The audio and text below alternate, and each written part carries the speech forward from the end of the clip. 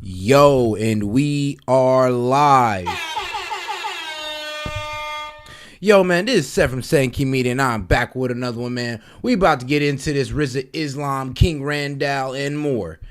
Man, let's get right into it, man, because this is going to be a good one. All right, I want to say welcome to this special edition of I Never Knew TV. We got Maj Toure, RZA Islam, King Randall. Appreciate everybody coming. And I have to say shout out to Mo. This really Mo Vision, tell you the truth. He told me about this a long time ago, and he just worked out that you brothers are here. Yeah. So thanks for that. So shout out to Mo, right? Shout out to Mo. Booking. All right. We have too many practices that don't seem to be serving us collectively and solving our problems. One thing I've been observing is religion, right? Facts. Are the religions practiced by Black people in America helping them deal with the spiritual, mental, family, and economic challenges they're experiencing in today's society? I personally don't think so. I personally think Christianity doesn't prepare you for marriage. It doesn't really overall prepare you for life. And the church is supposed to be teaching you how to apply your religion to your life. You know, how to live a better life through religion. Not how to F up your marriage through religion. Not how to be closed-minded through religion. Who's first? I'm gonna start first because I believe mine is gonna be 100% pessimistic. I do not believe that collectively. I'm not saying that there's not. Yeah, collectively. I don't think that collectively the vast majority of and I say the vast majority. I don't know of many churches that are feeding the community like the Nation of Islam does for decades. And that's a sad fact. Right? So the outlier does not mean that the general public is in alignment with it. That's almost like the exception. So if overall the practices that we're doing, are they economically, spiritually, and physically empowering our communities? Absolutely not. When you talk about, this talking point. I ain't gonna lie, I feel like religion be dividing the Black community as well. Like, if we can't even all agree on a political stance as a Black community, like, how are we even gonna agree on a religious stance as a Black community? Like, we thought we were supposed to be all Christian, then they're going like, okay, well, that's a slave master religion. Okay, well, let's try to do the Muslim thing. Oh, well, niggas ain't got the discipline for the Muslim thing. So we're kind of like stuck somewhere. Everyone knows it. It's true. During Jim Crow, the Black community was advancing in the middle class section of life, even with Jim Crow rules over top of it, more so than the white middle class. These are facts. So that means that now there's a difference in the spiritual practice than between then. Yeah, I felt we was all moving as one. We was all Christians. So to me, overall, no. I think that we have been infiltrated. I think that the thought process is to keep. You want to keep your nonprofit status as this tax, as this church. You say this. Yeah. This is your leadership. I think there's an unseen hand. Nah, fact though, people don't want to talk about that funding that a church get as a nonprofit organization. Like, we don't want to talk about how that could possibly sway some of the ideas they're talking about. How they low-key can't talk as freely as they want to, and then next day you pull up, your church has been shut down due to lack of funding. Like, let's be real. And I don't think what's good, Diamond? What's good, Kings? Appreciate y'all for pulling up. It was the pressure of we gotta work with each other. I appreciate it. Ain't nobody else coming. So I don't think currently, maybe even over the last 30, 40 years, I don't really see it collectively operate in the same way. And I don't see a way back from those areas. I think they're collectively doomed. Oh, well, I would say the improper practicing of the religions is what's killing the communities. For example, I mean, even Muslims, Christians, none of them are actually practicing the principles of these books, especially. I was making that point earlier. I was like, yo, even as Christians, we don't follow the book. Even as Muslims, we don't follow the Quran. And this is as Black people. So that's one of the main problems. Like, what does our spirituality lie at the end of the day if we can't even follow the law of that religion that we're trying to choose, that we're trying to be? It's like, this is why we can never hone down on one religion, because we kind of want to pick out all the rules we want and then throw away all the ones we don't want. It's like, we can't do that. And that's what we do with Christianity and Islam. again, mentioning churches, etc. None of these churches are serving these communities. Where I live, we have about 400 churches in our hometown. No moves of God anywhere. Got it. And a lot of these, pastors, etc. They're becoming politicians in their communities, and a lot of these churches I mentioned before, they actually benefit financially. Yeah, isn't there supposed to be a separation of like, religious and religion and state? So what is your pastor doing getting involved in political problems? Like, what do these political problems got to do with spirituality and God? Well, let's keep it a buck. Unless we want to talk about, unaliving babies or something, then yeah, maybe. But other than that, there really should be no input from a pastor on politics. Financially from the communities being in turmoil. In my opinion. Churches apply for grants, etc. Like, oh, well, the community is in this condition. We need $1 million grant for this. So they'll get said grant and never fix it and apply for the same type of grant the next year. So it's like they're constantly benefiting from the community being in turmoil. I mean, again, on God, it's like, bro, the community good and everybody making their money. Nobody's gonna be pulling up, praying to God, begging God to give them some stuff. And here's the wild part: not only are you begging God to give you something, but you're giving the pastor some money. The pastor's also begging on you. It's like I just don't get it. And then here's the thing: they get funding to help these problems in the community, and then let the problems keep going. Because if you give the cure, that's the end of the money. But if you give treatments, they keep coming back. Remember, the cure doesn't make you money; treatments do. And what does it benefit, seriously for a church to have people that don't need them? So again, we have to look at those institutions like, are they actually trying to benefit the people? Then on top of that, they're who's teaching the people. I agree. So it's like they're thinking that this is how it's supposed to be. This is what our religion's supposed to be, because they're not reading their Bible for real. They're not actually going to go challenge their pastor. Their pastor's providing them a place to stay. Their pastor is, providing them a job at the church. It's like little stuff like that. Yeah, it's kind of like your pastor that made you a subordinate so you can never question him. That's the problem. You can't be your pastor's subordinate. You should be able to come to your pastor and be able to challenge him on certain ideas that you think are being said in the Bible. Like, well, I think you might have mistranslated this, and it'd be better to put it like this towards the congregation. And that man looking at you like, bro, what? Like, wait. Nah, boy, I got you a job, man. You'll be out the congregation and a job at the same time. And you just looking at that man like, all right, I'll be quiet. That keeps things in control.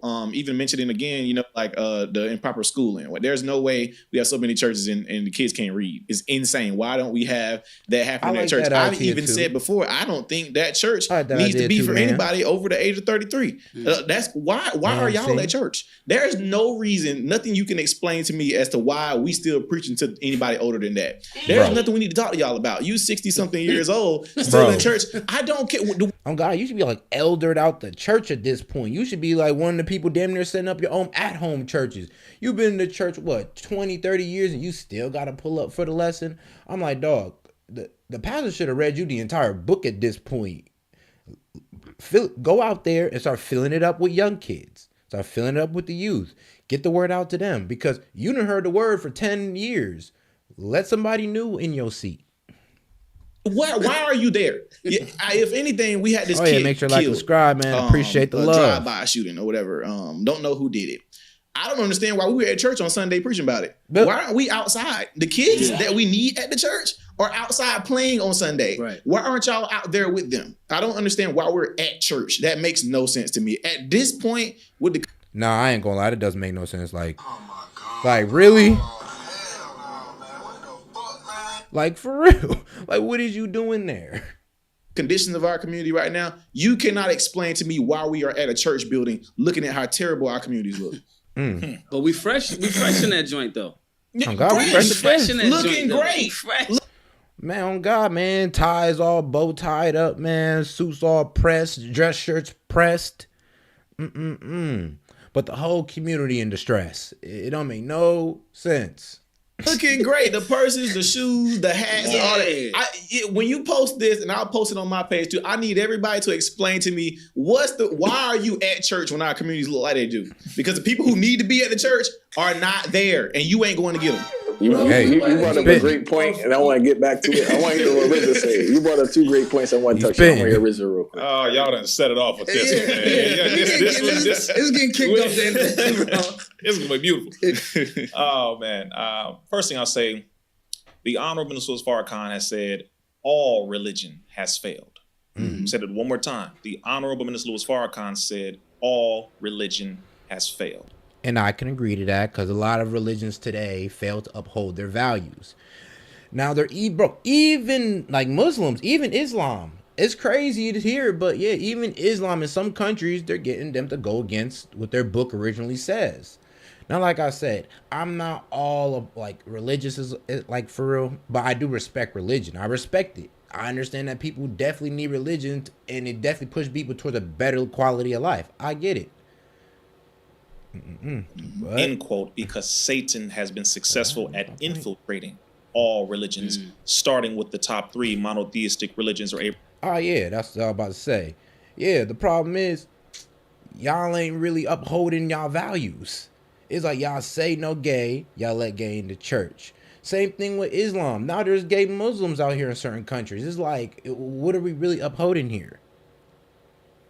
Abrahamic faiths, Christianity, Islam, and Judaism. Although there may be people who do their best to practice certain principles, live their life out with certain principles, the collective clearly has not been as successful as they think.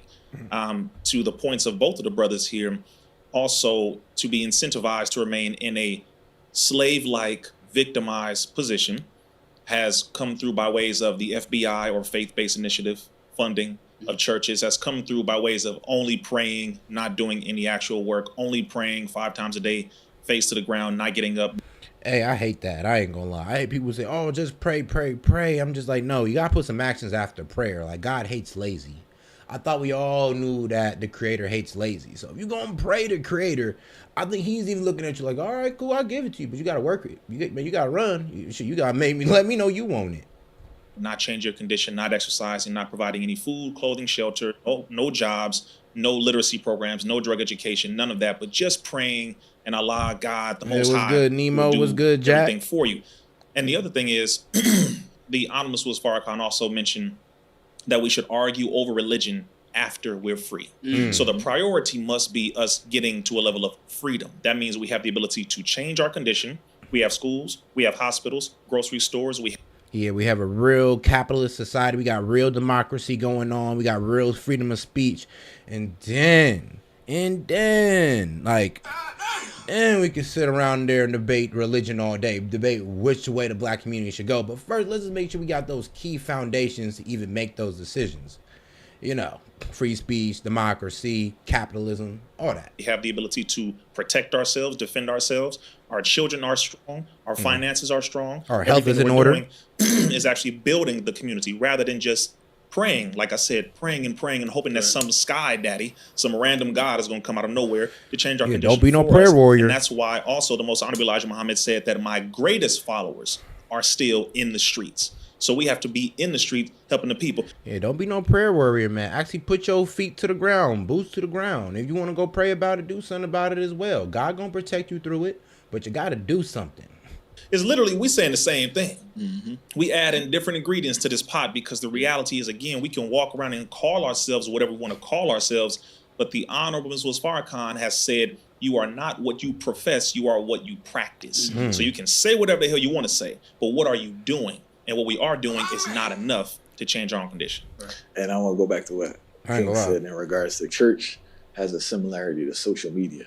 I think the people in church feel fulfilled as if they're doing something because they speak in the safety of their own group, like social media, like you're posting, but you're not doing anything. So I think it's the same psychology that's taking place. Because them neurons is firing. When them neurons is firing, like, it's like because you come to church and talk about what we talked about in church today and we sat around and prayed about it, so everything should be better. All right, so you tell me some kid just got killed in the neighborhood, unalived in the neighborhood by a drive-by shooting, and instead of going out putting feet to the ground to try to prevent this from happening again in the community that y'all live in, y'all want to go to church and pray about it? Like, what was that gonna do? Like, trust, believe. I believe in the power of prayer, but not without action. Like, if you hook somebody up in a sleep study, the thing that they think they do and the thing that they do, the same neurons. It's gonna be a tough conversation for a lot of y'all. Like, hey, bear with me. You mean? It's that dopamine shot. Question is, we have an elephant in the room that we can't blame on the white man, and it's called molestation. Right? Why do you believe it's so rampant, and why are we collectively as a people so quiet about it? Because the way I look at it is this, man. It's just like we speak about generational stuff. I don't think anything is more generational. He's talking about like family members touching other family members, you know. Than molestation. Yeah. Because it's very hard for a person who's experiences that to bounce back. It's just the reality of it. They have offsprings. They struggle with their children. They struggle with their relationships. Their children struggle with their offspring and relationships from that activity that took that. And white dudes not raping most of the kids. So I gotta add a caveat to that question. Are we saying as it relates to? Because overall, if you're talking about convictions, it is. Yeah, you talking about convictions. He's talking about it's mostly white people. But if we talking about, yeah, of course, I think he's talking about in our community in general. Like, well, why is there so many people in our community that's doing this wild stuff to our kids? Like, let's be real. It's wild. And we're kind of not like hopping on those people. We're really not exposing those people. Remember, there was a pervy uncle that done got off a little too long. The whole family knew, and that's a common thing in the black family. I don't get it, but it's real. Is mostly white males. If you're talking about black children, you said specifically black children. Yeah, specifically black children. All right, Okay, yeah, that's what I need to know. Yeah, specifically explain black privilege, my friend. And uncles, and all these and teenagers too. And most of these uncomfortable. We are 100% accountable over here. I was talking, on a video previously about younger family members who have experienced that, experimenting on younger cousins, their brothers and sisters. Whatever. I've had a student that I didn't know recently. His mom called me, like 20 now, but she was like, she got like 6 kids. She's always working or whatever. Then she finds out that the son has given the little sister a STD. Oh my God. What the hell? Whoa. Bro, ain't no way. Ain't no way. So you tell me the brother gave his sister an STD? Like, wait, what? Like, You what? ain't no way. How'd that even go down? And this is just happening at home, and she had no clue. And then she. I'm gonna touch on this one good time. There is no black privilege. There is no really white privilege. There's just American privilege. There's a privilege that we just have as Americans. Honestly, that we just don't know because we live in a bubble. That we live in a societal bubble. So y'all want to say black privilege, white privilege. Yeah, I'm pretty sure those do exist in some categories in life. But I'm gonna be real with you. You know what exists in all categories in life? Our American privilege. Our first world country privilege. He's in like a rock and a hard place because she's like, okay, my son, they ain't talking about no privilege, this privilege, that in the third world countries. My ain't daughter talking too, about it there. Even another situation I talked about previously, one of my students, and these all young kids. And to be honest, I brought the conversation up before about young boys and young men, even with it happening with older women and young boys. I still like have yet to find anybody that's in my regular circle who had been molested growing up. Whether that been by a woman or a man. God or damn. whatever. And so it's like, we don't talk about it. Or we'll say, oh, that's incestuous white people stuff. I'm like, no, incest happen in the black community every single day. And grandmamas know about it, and uncles and everybody. It's just, we just stay away from Uncle Joe at the family reunion. I don't go around Uncle Joe. Or why ain't we reprimanding Uncle Joe? Why are we just... Oh God, though, that is crazy. Like, so hold on. Well, why are we putting hands to Uncle Joe? Just just get him in the corner real quick, put them hands to him, and then be like, all right, bro, if you do that again, I ain't gonna lie. That's gonna happen next time. Allowing him to be around, but if he say little he'd got the stuff to fatality little off the girl, bat. like why is that normal? Why is it acceptable, in our community? So again, it's like, do we care about protecting our kids, and then, just looking at how many parents went through that. Or do we just leave it to the justice system? We leave it to the white man for some reason. That they are protect also all scared, our kids, because of what Uncle Joe did to them and what he said was going to happen to them. So they just like, I'm gonna just keep, my kids away from him and scared to go around. I mean, it's a lot, talking about molestation, but that is a huge issue in our community that we refuse to like truthfully address as much as we address the economics and the hospitals and this and that. I'm like, nah, let's talk about the family dynamic here in our community. I think that's a big... Because the black community has a weak family dynamic. Let's be real. Like, I know y'all don't want to hear that, but yeah, we have a weak family dynamic. And when weak family dynamics happen, weird stuff happens in those families. Let's keep it a buck. We all know if you're not in a good family, man, all types of crazy things go down. If you're not in a stable household, a lot of wild things go down. Big source because people are broken. I don't even want to get to naming them. And I don't even want to get to naming them. A lot of people are broken because they were violated sexually. I just think it's because people are afraid to be violent to people. I agree. You just got to be violent to people. Violence is an answer for a lot of things. You know what I'm saying? It's not the only answer, but when violence is the answer when it's the answer. I agree. And I think violence can be an amazing deterrent. I think that violence is something that if you were thinking about this and you didn't know that this was wrong, I'm talking about even from a children's perspective. If we see Uncle Joe get lit up, get beat up, get harmed, physically violated, that child recognizes a different lesson from that. Like publicly, I'm generally not a fan. Like I don't beat children, right? Me personally, my daughter don't have to, right? Yep. But adults. Yeah, I ain't gonna lie. You should leave that for the mom. Like, shoot, I wouldn't lay hands on my daughter. I don't want her to have that image of a man. Oh, well, men aren't supposed to hit me, so she lets her boyfriend hit her. I ain't going for that. Might as well let the woman do it. 100%. There should be some sort of violation. That you posted a video a couple of days ago. This dude ran up on the fruit, right?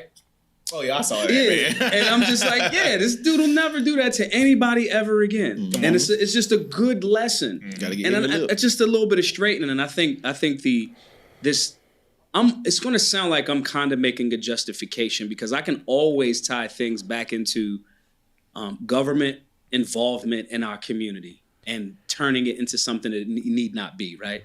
So when you got government overreach and the government overreach of Biden and the liberal mindset that's in the community, that how we're mostly voting all Democrat. There's really no healthy balance of Democrat and Republican in the black community. Is if you're not Democrat, you're not black somehow. I don't know how y'all did it, but yeah, you got it. You got it. To a community when there was don't dodge this. We got issues in the community. What subject am I dodging, JB? Should when let you get me more know. I'll government touch it right now. And people tapping into the government as opposed to the people in the community dealing with it. Now, even something as simple as reprimanding, and you can leave the children out of it. If we're talking about the adults, right? If we all just beat Uncle Joe up and there's nobody goes to jail because the state said you can't do that, I think we get some of those issues solved. So I'm always a fan of the individual accountability and the individual being held, to the standard. But I'm also not going to let the government skate out of how they put things in the mix to make sure we're not really handling some of our own issues. No, great point. In Jamaica, they call it jungle justice. You get what I'm saying? And you want to be reprimanded or held accountable for what you did to that person because they violated the program. Right. Yeah, see, and I'll just mention it this way. When it comes to family business and things dealing with our family, it has only perpetuated this long because we haven't addressed it. Yeah. Okay, so I know, for example, when it comes to certain family members, I've witnessed where a family member was reprimanded or held accountable publicly. Things changed after that. We became nervous because the government got involved, where people started getting arrested when it's like, well, no, we don't necessarily want this person to get arrested, but we want to handle it, make an example so that everybody else in the community knows not to do this. Okay, cool. But we know once the government gets involved, they are the ultimate, so-called negative side of things. Okay, because now they're going to potentially take somebody away, make money off of them being taken away, really destroy them in prison, and do a whole lot of things that wasn't a part of. Ain't that the truth? If you really think, okay, so let's say that I kind of hear what they're saying because I was thinking about it on more of an extreme note, like, if Uncle Joe over here actually sexually assaulted somebody in the family, no, he gotta go. Like, I ain't be real with you. He needs one. But if you're talking about, he like we're talking about like a young dude in the family, he might have played with one of his cousins inappropriately, then sending him to jail or letting the law take care of him might not be the best idea. But us reprimanding him, beating his ass, making sure he never does it again, that might be a little better for him than taking him to jail around a whole bunch of dudes where he can practice that activity a little bit more now, except just on dudes. Oof. Our original plan. So one thing is we have to take responsibility for our own children, our own women, and the men. In whatever way that needs to be done, it has to happen. We have had so many stop sex trafficking moves that we've done. We held a major rally in Atlanta where we were pushing to stop sex trafficking, stop the abuse of women, children, young boys, young girls, etc. And so many people had no idea that this was at a rate that was so high because it's not being talked about. It's a very real thing. And the other side of it is too many people are benefiting from it outside and inside. So you have women who are involved in pimping these girls, helping to encourage them to go into sex trafficking. You have men who Sure, you have women trying to get girls into going into OnlyFans, which is like corporate sex trafficking. If you really, well, I'm sorry, corporate sex work. If you want to be real, man, fuck it, man. Corporate prostitution. That's what OnlyFans is. Corporate prostitution. Congratulations, you're able to prostitute yourself under an LLC. Whoop-de-doo. who are the old school version of it. But if you want to be very frank and real about it, we can handle what's happening in the present. We also have to also simultaneously educate about how it came about in the past. Right. So you have to learn about the history of the MFer. Right. What happened to us, how they put a paper bag over the black man's head and forced him to have sex with his own mother. Whoa. To make more studs, more children for the slave master. Yeah, I always just say that. Yeah, like, bro, they was breeding the best of us in the most craziest ways. They're like, bro, they were doing us like dogs. It was really breeding us like dogs. Like, okay, well, let's see if we can get another you if you mate with your mom. And yeah, I know y'all going like, ain't no way they was like that. Like, really? You what? But yes, that's exactly what they was actually doing. Like, yes, they was making us, breeding us out, really just to get the best worker possible. And I'm be real with you, that's how you kind of got some of your 6 to 8 giants out here. Man, you know, do that. And you ever wonder why most black guys, we have this tall, athletic thing going for us? Well, that has something to do with it, sadly. Have to learn about how they would literally have little boys and little girls dance around each other on the plantation to get them enticed into sexual behavior, sexual activity, and how the slave master would also have bed warmers, little girls, little boys come into his bed to warm the bed, and then of course he'd do whatever he wanted to with them. So that traumatic circumstance does carry down, and scientists have now looked at the fact of something called epigenetics, where it transfers down through the DNA of the people. So there are certain traumatic things that many of us may not have gone through personally, but on our DNA, our ancestors have gone through it, and it affects us to this very day because of what they experienced yesterday. So there are facts. I ain't gonna lie. That's Donnie, that's wild to say, but I ain't gonna lie. That sounds like facts, though. Like, god damn. Like, really, nigga? But yeah, that's what it is now. I'm gonna be real with you. Some of these genetics come straight off the plantation. It's been bred for a good, 100 years. There are a number of things we have to address, but as far as what's happening in the present, yeah, it has to be seen publicly that you need to address this person. No, you can't come around the family until you absolutely atone, apologize. After you get these hands put on you, you're going to get whooped in front of everybody because that's the punishment. We don't want to kill you. We don't want to end your life, but we want to get close enough to where you understand that is wrong. Right. It is absolutely wrong. So again, per capita in the black community, it is something, it's a virus now that has infected a lot of our people. And again, because too many people have either been involved with it themselves, affected by it themselves when they were younger, to where that's why they don't want to really address it, but it has to be done. Damn. And then I believe other people will respect us a whole lot more. Yeah, bro, the other respect us a whole lot more if we just address each other. No, I mean, just in everything, just in all aspects. There's a problem with the black community. When we do bullshit, we don't address each other on it. We wait for the other races to sit there and go like, oh, wow, man, look at them black people. It's like we never sit there and be like, yo, we need to call each other out on this. Women need to call the women out. Black men need to call the black men out. You feel me? It's like, that's the problem. We don't call each other out on nothing. That's the problem. And I want to hear what you have to say about this also. We agree that it's going to be. P. Diddy gonna catch his hands, boy, before he does that, Paul. Other things. But do you think because the molestation is so high, that's playing a role why the children are so over-sexualized? I think it's a recycling bin logo. It's a chicken or the egg, and it's like this feeds into this and feeds into that and feeds into this. And if you don't have an extreme disease, extreme treatment, if you don't have an extreme stop, it's just going to create. Then the person is molested. Then they're molested. Whoa. Now they're over-sexualized. Whoa. It's like almost like we can't deny that the feeling of the sexual feeling feels good. And if a person doesn't understand that because they're young, now they feel good, but it's weird. Now they're over-sexualized. Now they over-sexualize somebody else. So it does all start from the home. I'm gonna be real with you. Yeah, getting introduced to sex at a young age is not a good thing. I mean, like, the younger the age, the worse it is, because it's like, female relationships from there on out, it becomes harder and harder to see women as, like, I guess, people. You just see them as pleasure tools. Like, all right, I'm just trying to get her for the pleasure. You feel me? he kind of does like, you know, desensitize you to the humanity of what women are, which are humans. They're not just pocket pussies, my G. We can have a chicken or the Some egg of them are, conversation, though. Some but I of just them think are. that there are entities and beings that are deliberately doing things to make sure that the recycling bin logo continues, and that's the part that we got had an extreme, you know, treatment for.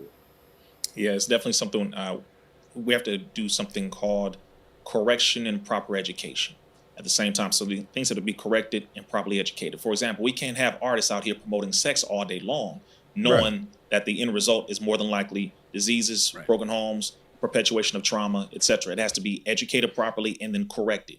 Case in point, Atlanta. So Atlanta music is very promiscuous. We all know Atlanta music, you know, get money, fuck bitches. Same thing with the female Atlanta rappers, get money, finesse niggas, you know, fuck on dudes. And what has that led to in Atlanta? Well, I'll tell you, a very, very high HIV rate and STD rate and STI rate. So in every category of sexual transmitted diseases or infections, they're there. They're reaching. They're reaching up there. All because of the, I would like to say, music that runs through there and the culture of it. Well, and the LGBT community, but that's a whole nother story. We have to make it clear that you will not promote in the house or out of the house things that have literally contributed to the destruction of our people. It has to be put in proper context. So we can't co-sign one person, approve one over here, but then say, well, no, when it comes to the house, I don't like what's going on. Well, what she is saying, what he's saying, what they're saying is literally a product of that. And it's going to create more of that. We have to address the amount of STDs. We have to address the amount of broken families. We have to address the fact that some women let their daughters and encourage their daughters to do the sexual stuff. Bro, I ain't gonna lie, bro. There's really mothers who was out here encouraging their daughter to have a hoe phase. You what? Yeah, on God. Really encourage their daughter to have a whole hoe phase. You stupid. Think about that. Your daughter, I mean, you telling your daughter, oh, no, bro. That's like telling your son to be broke. That's like telling your son to be broke and leech off a woman. Pretty much is what they were doing today. Yeah, you know, you go out there, have as much dudes as you want, man. Don't let your boyfriend keep away from your husband, or you need to go out there and get you some experience. Yeah, all the wild stuff.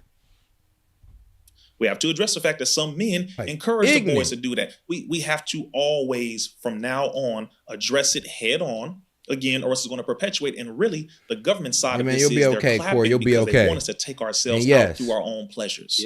So they push the STDs out there, many that were created, some, rarely some that were mutations in nature, but for the vast majority, created, and they want us to perpetuate that so that we can die out because the ultimate agenda is depopulation. So our own traumas are being used for our self-destruction. That's why they try to push us to be more gay. That's why they try to push black women to go to Planned Parenthood to unalive more black babies than they produce. It's all about depopulating the black community. It's effed up, but it's what's going on. You know what that made me think about? Make more babies. Why was Sexy Red invited to a school? Fight the agenda, goddammit. Like to this thought process, right? Like then you say, oh, she can't come in here because she smells like weed. So her message and what she was talking about, that's not a... Wait, so Sexy Red coming into the school basically smelling like weed. And I'm sorry, but what did you expect? Did y'all not hear her music? Like, hold on, did y'all not hear Sexy Red music? Nope.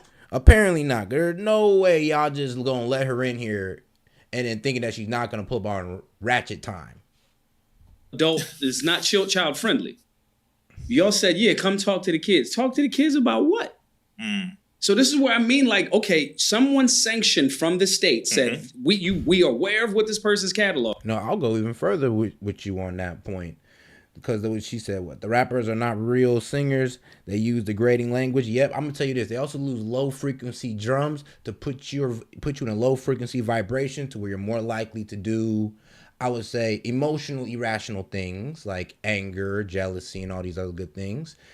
And to put you in a more, I would say, state of, I don't know, debauchery. You're more willing to do some bullshit when you listen to them low vibration trap beat drums. Okay. It's all a play on the black psyche. Someone from a school, like, I know, for real, fight it. Said, listen to some jazz or something. Damn. Yeah, mix it up. Right. What about the taste of the consumer? We criticize the people that produce the content, but what about the people that consume it? because there has to be a market and a profitability there for me to put my energy into that. Not so really like, though. I want to hear. No, the best-selling hip hop artists in the last 7, 8, 9 years have been 3 things. 3 people, hip hop. Best-selling. Drake, Kendrick Lamar, J. Cole. None of them overtly, especially maybe Drake here and there, Lover Boy music, but overtly they not like, yo, you gotta whoop de whoop. But the question I ask is, what is their fan base? I don't know. I would have to argue with him about that because he's saying if he's talking about like within the 10 span years, yes, and within 10 years they are the big 3. But if we're talking about in recent time, what is the most influential to young generation, I would say YoungBoy, Sexy Red, and well, damn it, Young Thug and them. Those would be the most inspirational rappers of this current generation. So, you know, we could call on J. Cole and them, but if J. Cole and Kendrick Lamar had such an influence in the black community, trust me, wouldn't be where we're at right now. I guarantee you that. Based on who's consuming their music. Is it more a white person vibe or is it the black community? Whoever's buying it, the vast majority of the sales, even though they're not getting tremendous pushes like Sexy Red would be, and not to attack her, she's doing whatever she's doing. She's a sister, right? Yeah, Sexy Red got a nice little distribution deal by this one guy, Larry Robinson. I think that's his name. But yeah, he's the one promoting not Ice Spice, but Sexy Red. And he low-key a sellout for it. Because this man himself sounds like he was like raising a 2-parent household and all that. Damn near looks like he listened to classical music, but he's promoting a Sexy Red. It's like, it's crazy. But even with all of that, Cole show up, Kendrick show up like when they got an album and they go away. They're still outperforming in the sales than all of the debauchery. I am of the belief that those other people are getting pushed. It's not, because if it was the thirst of the consumer, they would be having equal sales. They're not. I think that there's obviously a propaganda machine going, this is who you actually like. These people can't rap. Drake, Jay, they can rap. Cole, Kendrick can rap. You got male breasts like a female, like, so I got male breasts. They are in breasts alignment with an investment move. The whole joke I got was already other thrown investments off, my going man. on. You Like, just one of them, put them out there. You know what I'm saying? I contend that it's not. But I got something for you though. Shut your bitch ass up, nigga. I'm gonna ask you a bitch ass thing. You better shut the fuck up before I knock your fucking head off your shoulders, old ugly ass bitch. Stupid ass bitch. Now kick your fucking heart out your chest, nigga. Better watch the fuck out. And enough said. The taste of the people. I think if I get on a camera and make it look like it's 1 million people and it's really 7, and then I make it look that way, then it's like, oh, and then it just appears that way. The sales do not reflect it. The City Girls album, you don't even know the name of it. No, never heard. Right? Yeah. Bruh, They might have that one. the City Girl got their first like hit given to them by Yachty. And there was a whole I don't need a nigga, we finesse niggas type of thing. So I'm just like, how you finesse niggas when a nigga wrote your hit?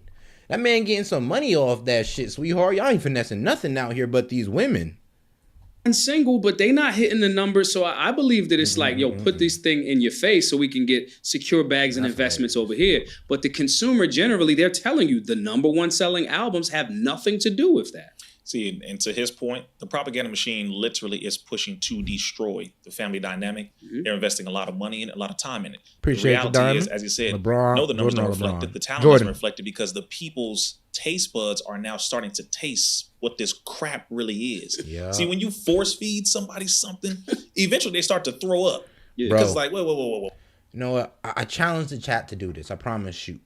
Spend the time eating clean. What I mean by eating clean, eat nothing but fruits and vegetables and whole grain, right? And of course your meats. Of course, and mainly eat only chicken and fish to keep the beef out. No beef.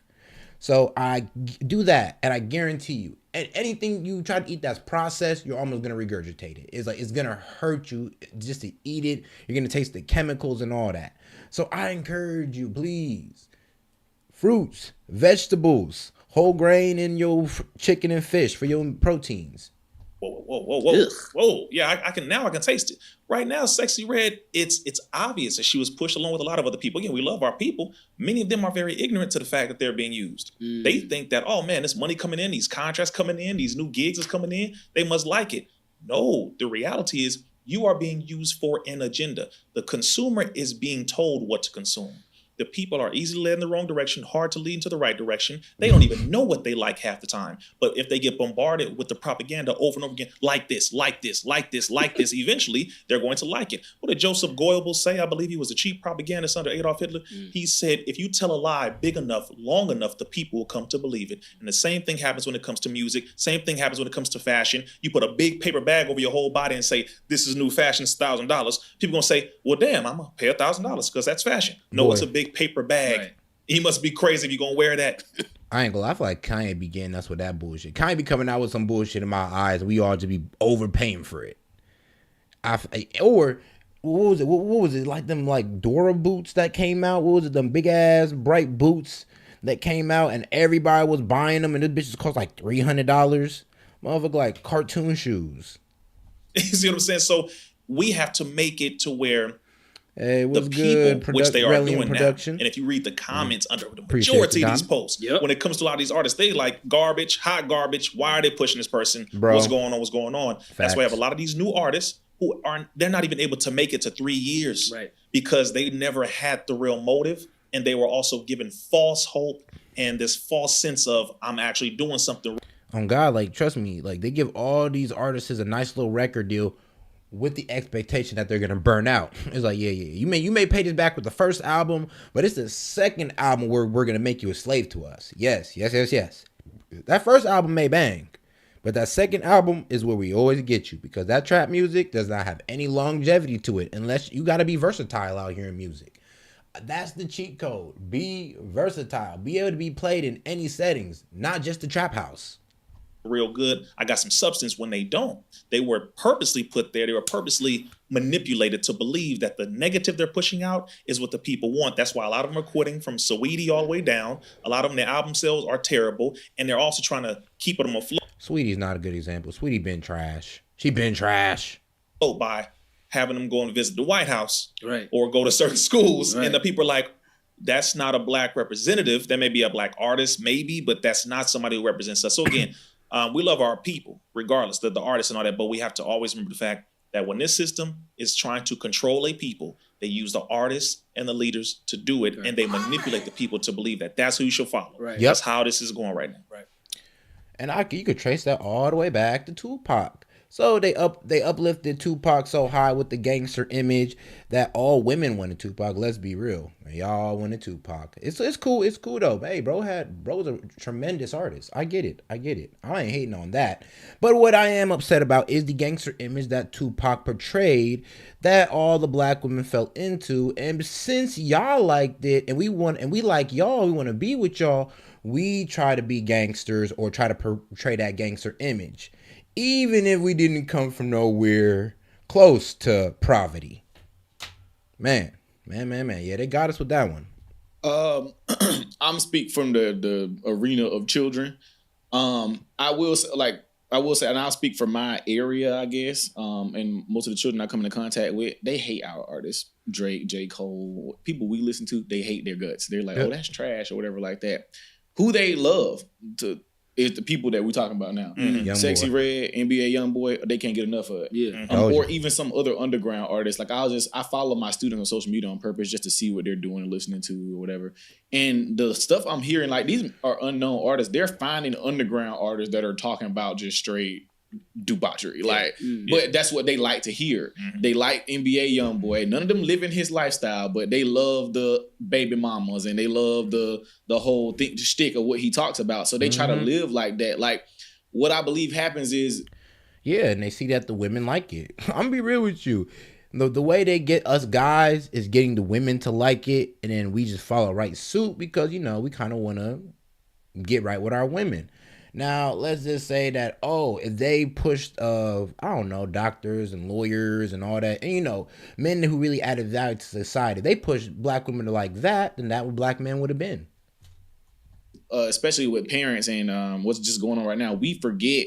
I don't think we understand how much impact our kids are going to have on our nation in 10 to 15 years, which is why I work with kids so hard. And I'm just like, one of the biggest mistakes I feel like our civil rights make sure to like the video, man. Let's make sure we get this push. And that's where we messed up at. That's where immediately after the civil rights generation, the 80s, 90s or whatever, because they're responsible for raising the debauchery right now or whatever. But that generation or whatever, grandma's crack epidemic, blah, blah, blah, blah, or whatever, all of that happened because nobody had trained or replacements in that time. So nobody was in that group, like making sure everything was straight or whatever. On top of that,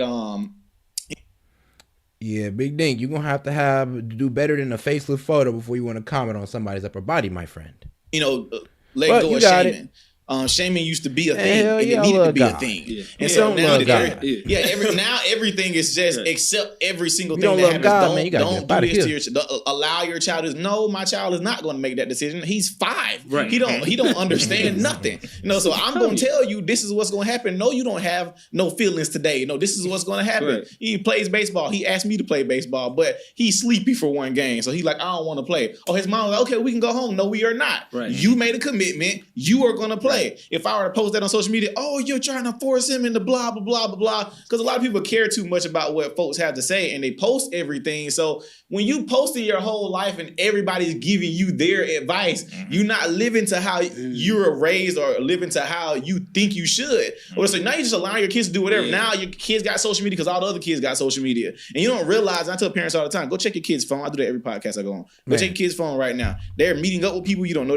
Oh, God, though. Nah, every parent, you need to check what your kid is watching. Go on their TikTok and look what TikTok feeds them. If y'all ain't doing that as a parent, you irresponsible. I'm going to be dead honest with you. If you give your kid a device and you tell me you don't monitor what your kid is being fed on that device, you're irresponsible. I'm like, come on now. They meeting up with. They're talking to people you don't know they're talking to. They're sending nude photos back and forth. They're smoking, etc. Yes, your little Jimmy that you raised all nice, who you let make all the decisions in his life, is doing all this crazy stuff. And this is all of them. Like all of them are doing craziness, and a lot of it is being perpetuated from them being allowed to utilize social media. What's happening on socials with the algorithms, etc., is being done on purpose for those kids. Those kids are consuming debauchery, so that's all they're showing them on socials. To the point where now they're just seeing OnlyFans. Yeah, they're trying to brainwash the kids. Like, bro, that's all rap music is nowadays. That's why there's no diversity in it, because they're trying to push all one thing into your kid's head. What? Lie, steal, and chill, man. They trying to have your kid out here like Eddie Guerrero. I lie, I steal, I lie, I steal, I cheat, I steal, whatever. I think y'all remember it. Girls twerking. Like, I just go look at their phone. Let me look at your Instagram Explore page. Your Explore page will expose who you are. That's who you are. So when you look at their Explore, all you see is girls twerking and blah, blah, blah. That's a bit of a pessimistic view, Philly D. Now, the world isn't really... Okay, look. The world is ran by shit people. It's not a shit place. The world is a beautiful place with a lot of opportunity. It's just... You're not going to find the opportunity unless you can recognize, the boundaries that's being placed on you. Or the wool that's being put over your eyes. You feel me? So don't have such a pessimistic view about the world. Fans watching porn, blah, blah. So these kids 11, 12, all they want to do is smoke. They want to post pictures of them smoking. And I'm texting them. I'm like, look, bro, if you gonna smoke, bro, listen, handle your business. Stop posting it. Like, what is the point? Like, why? You only got 2 followers. Like, who are you trying to look cool for? Nobody cares. Smoking for yourself. Right. But this is 14, 15-year-olds, 13-year-olds, 12-year-olds, 10-year-olds. I've even taken my age groups down in our organization because I felt like I had been wasting my last 5 years working with kids that I thought weren't too far gone yet. Nah, you got to get them young, because think about it. Technology is the point where they're able to get your kids younger and younger. Back in the day, like, bro, I had to ask my mom to buy me a CD from a rapper or whatever.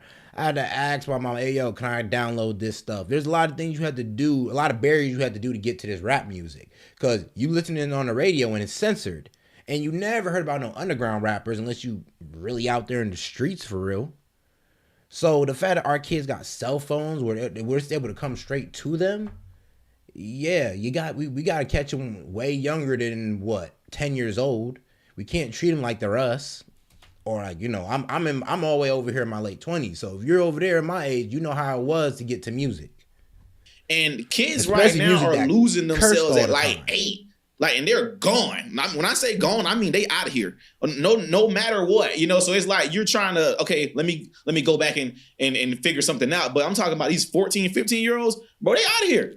So now my thing now is, okay, let me teach them a couple skilled trades. Let me make sure they can go make some money. And then life ends up having to teach them. So like some of the kids I work with for the past 5 years, they're getting older now, some in college, and they'll call back and be like, man, you know, the stuff you was trying to tell me at the time, it was fantastic, whatever, you know, and now it's showing in life, but they got kids now and they done messed up. Life had to teach them in that fashion. No matter how much advice I was giving them, no matter how much I was showing them, they had already been tainted. So then I had some little younger kids coming to the org, 7, 8 years old. Man, I ain't gonna lie though. What can you tell a young man who's trying to oppress the girls? You can't tell him anything. You tell him, no, you gotta do this and that. But he sees what the girls is listening to. He sees what everybody's doing. So when you try to tell him go this direction, but he sees everybody going in that direction, it's gonna take a real strong-minded young man to do so. And I'm gonna be real with you. Most people are sheep. These kids, you know, they ain't been tainted yet. They's making all A's in school. They want to do their work. They don't care what people have to say. So now I'm character building on top of those kids who haven't been broken or whatever. So it's easy to work them up. I said the other day, the only kids that I can name out of my program, it's probably 3 kids in my program out of the 5 years that I've been working that I can say represent my org. Why do they represent my org? Those kids were blessed in by their older brothers. I never allow any kids younger than 11 unless their older brothers were in. The only kids who truly represent everything that we taught, character building, etc., are those kids who started at 7 and 8. Yeah. My star student started with me. He was like 7 years old. He embodies our program. I'm talking about to the T. He don't even have to. Yeah, I can vouch for that. As an older brother, you do have a tremendous influence over what your younger siblings do sometimes. I'm be real with you. It's like they see you as the person who low-key has a test sample. All right, well, if my older brother did this, hopefully it works out for him. If it works out for him, they might go and do it too. It's like, you gotta understand you are a shining example as an older sibling.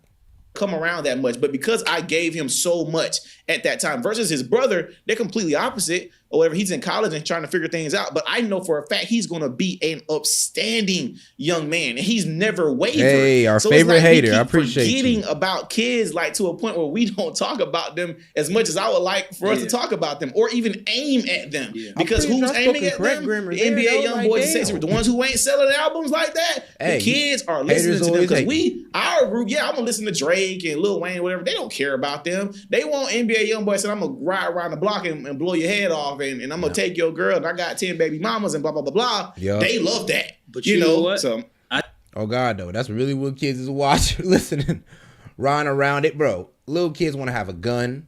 I'm talking about, bro, 14-year-olds asking where can I get a strap at is wild. You got 14-year-olds on Instagram posting weed, posting drugs. Like, where are they even getting drugs at? Because at 14, like, bro, that would have been a very difficult feat for me. I think they like it because of the repetition. I'm always careful to not let the system slip out and get away from their involvement. I agree. Of course. Right? So, like, okay, let's look at the list of people that we talked about, right? I, in the gym, listen to drug dealer music. Like, it's murder, death, kill in the gym. Nah, right? It's 100%. Yeah, it be that ETSG. Shoot, I ain't gonna lie. You gonna hear me play some Little Baby, all that hood shit is gonna be in the gym. But as soon as I get out the gym, it's all smooth music. That's just how I am, though. Same a little bit, same. Right. It's like you know what I mean? R&B, jazz, in the gym because we have filtration systems as to your point of life happening. Yeah, we're more mature. Right. We understand. Yep. I'm saying they do like it, but I'm saying if you don't have the elders or to them their elders around to direct and course correct, the system is literally doing the same thing that they used to do back in the day with Joe Camel cigarettes. They used to put the ads when you walk into the store, the little refrigerator in the store, that the Camel cartoon ads will be low to their eye line. Camel. It was at their eye line. Yes. So there was psychology. It wasn't just like, oh, this is the only place we have to put the thing. It was we want young people, to King Randall's point, we want to get these young people on death early on. And we want to use a cartoon character to do it. The system does the same thing in the algorithm why a school teacher would say, let's bring Sexy Red to this school. the thought process has, which is crazy. Like, I ain't gonna lie.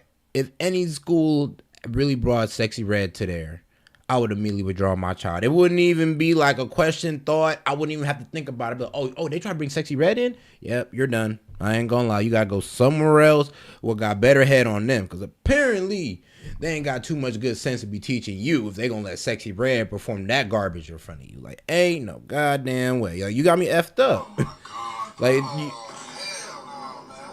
really? has already been corrupted because the spell is deep and it works.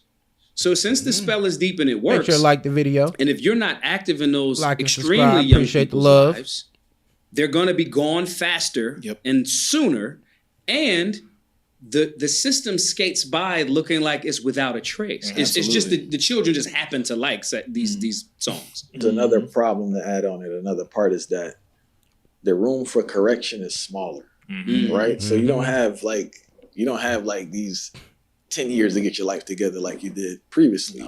No, I swear to God, though, you don't. It's like I said, they're catching us younger and younger. The mind control is getting to us younger and younger. It's pretty hard to catch us when we're over here giving our kids phones at 7? Like, wild. Even economically, because you need more skills. There's less stability in the workforce, right? And things are much more expensive. So I think that's the issue with these kids. I think the previous generation, why they don't see it as such an extreme situation now, because they're basing it on themselves. Like, man, I ain't really graduated college, bro. I'm here doing whatever. But it's like there were more opportunities for you compared to this generation, you know? I think you have to be very smart, even hustling. I had a conversation with my boy about hustling, right?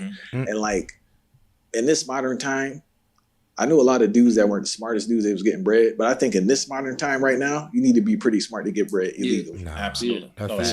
Well, I said this. You gotta be pretty smart, bro. You better be clever, especially if you're doing it the illegal way. You better be clever. But if you're doing it the financial way, you're doing it the legal way, yeah, you gotta be smart. You gotta have a head on your shoulders. You gotta be disciplined. You gotta be ready for the worst, because the market's unpredictable. This way.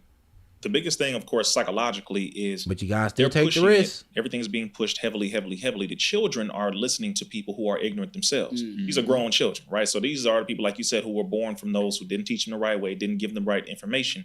And also when it comes to the artists in particularly, I was on Drink Champs with Noriega. And I mentioned this to him because he said, killed that interview. I don't like these little niggas. This is what Noriega said. He said, I don't like them. I can't stand them. He said they think they better than everybody, and all that, because now you have teenagers becoming millionaires off of social media. Right. So now they're like, no, I'm the big homie. Right. You're the little homie. Right? So they like, no, I'm making all this money. So, but because money has been put in their face. But what Noriega told me was, bro, I ain't gonna lie, what was those saying? Money don't make you real. But I think we forgot that as we progressed on, though. Because now, as soon as a nigga got money, whatever he says is golden. Whatever he does must be valid.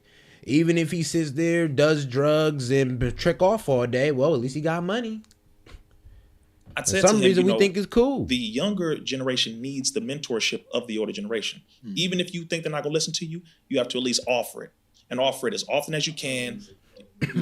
Yeah, he did. And he said, I really want to. And I said, no, you need to. It's a need now. Even though, yeah, you're going to get some pushback because they're ignorant as hell. They got money in their pocket. They think they're famous now because they got so many so-called followers and all that. So it's a psychological game that the system did by putting you up to bridge or to cut between you and the elders. So now you don't feel like you need the elders because you got a million so-called followers, right?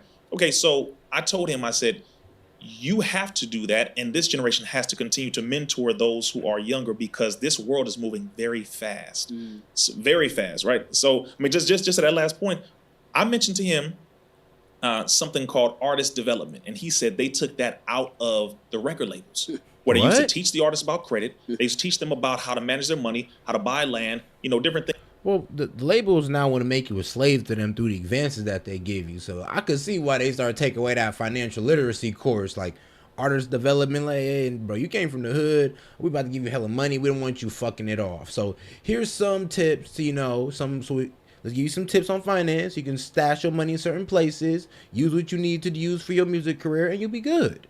Nah. They said forget that. Nah, we need you broke, my friend. Like broke. Things like that. They remove that. How we gonna make you a slave if you're not broke? You give this 14, 15-year-old a $2 million contract, boom, give them all that money, and they just running, buying up everything, thinking they got it all, having no clue of what life really is about, where things are about to go. So it is being set up, is my point, right? And the algorithm is being pushed same way, like China doesn't push that on their teenagers. Right. China does the opposite. They show everybody being successful. They show martial arts champions. They show people getting degrees. They show all the success of the Chinese. Right. The algorithms out here is flipped to everything that is crazy and insane. So the parents have to be educated. The artists have to be educated, which is something that I do personally when I meet with the children, talk to them, but also I get to the artists. And a lot of them just so happen to follow your brother. So like they happen to follow a lot of us, even if they don't tell us they do, they do. And they watch it. So we have to get to them. That's another thing I'm going to say. As active as we are, we have to be more active in getting. Like, if you don't think some of these, like, your favorite artists ain't listening to Rizza Islam, you tripping. It's like, let's be real. He be talking straight to them. Trust me, the videos go viral enough where I'm pretty sure it ends up on your favorite artist's feed. And he'd be like, you're fucking up the community.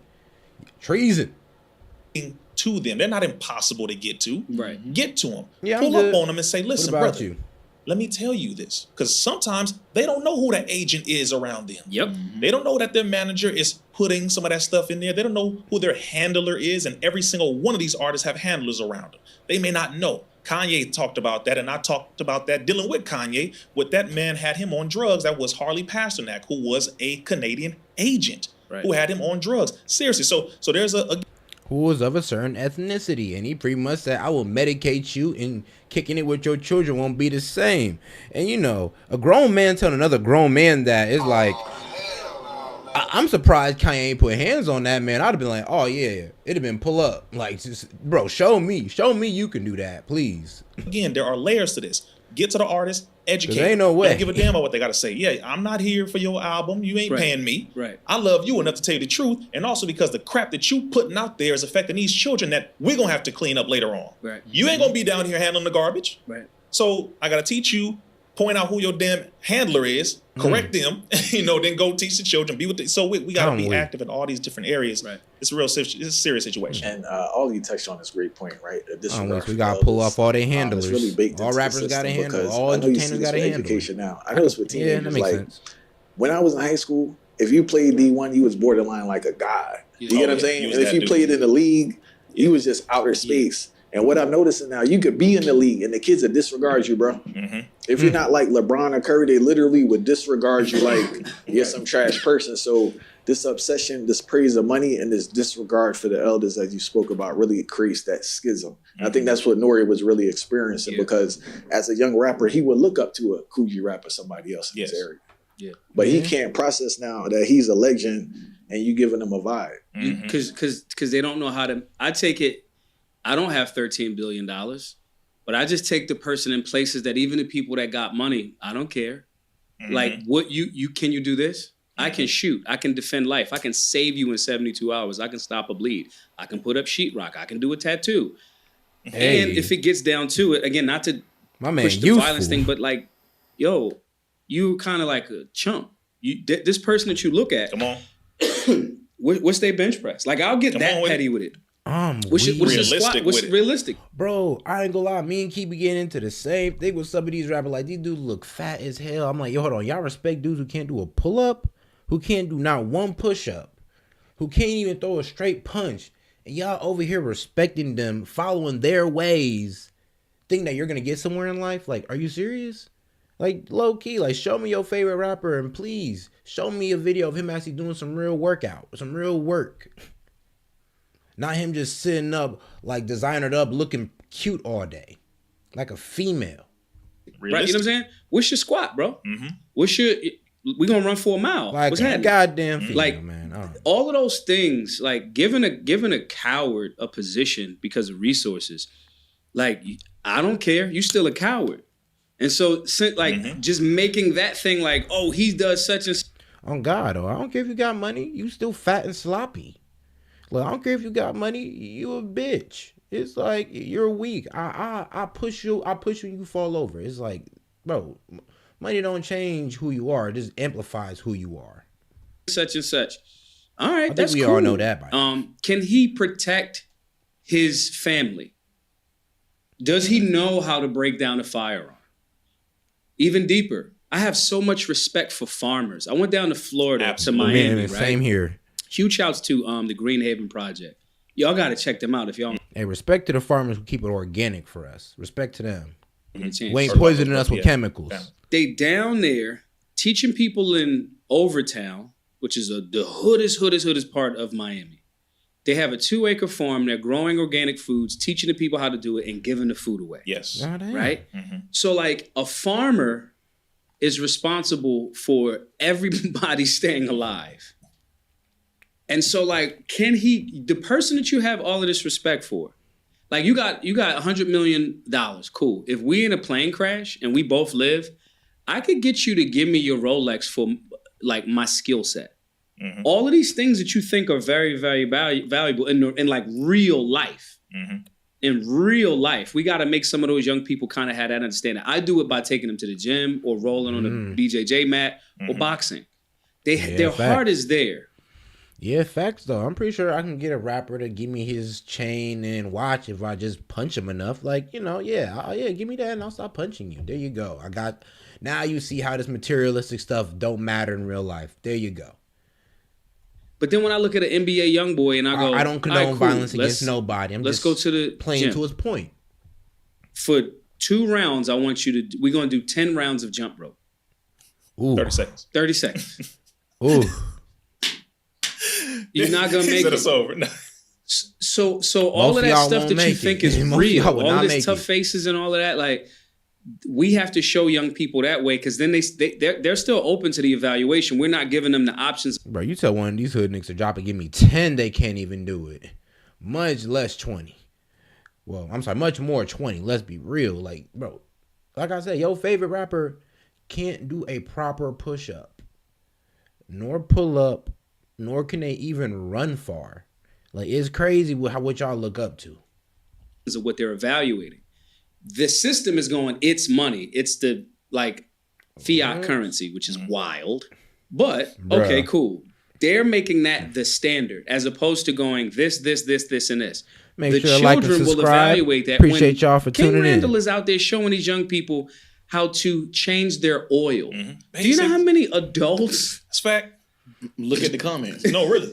I just learned today watching this video. Like, Change your oil, change your tire. Yes. Right. So these are the things that we just got to broaden their horizons of what are the things. I ain't gonna lie to you. You at least gotta know how to change a tire. Like, bro, I ain't expect you to do the oil, but you at least gotta know how to change a tire. Like, bro, come on now.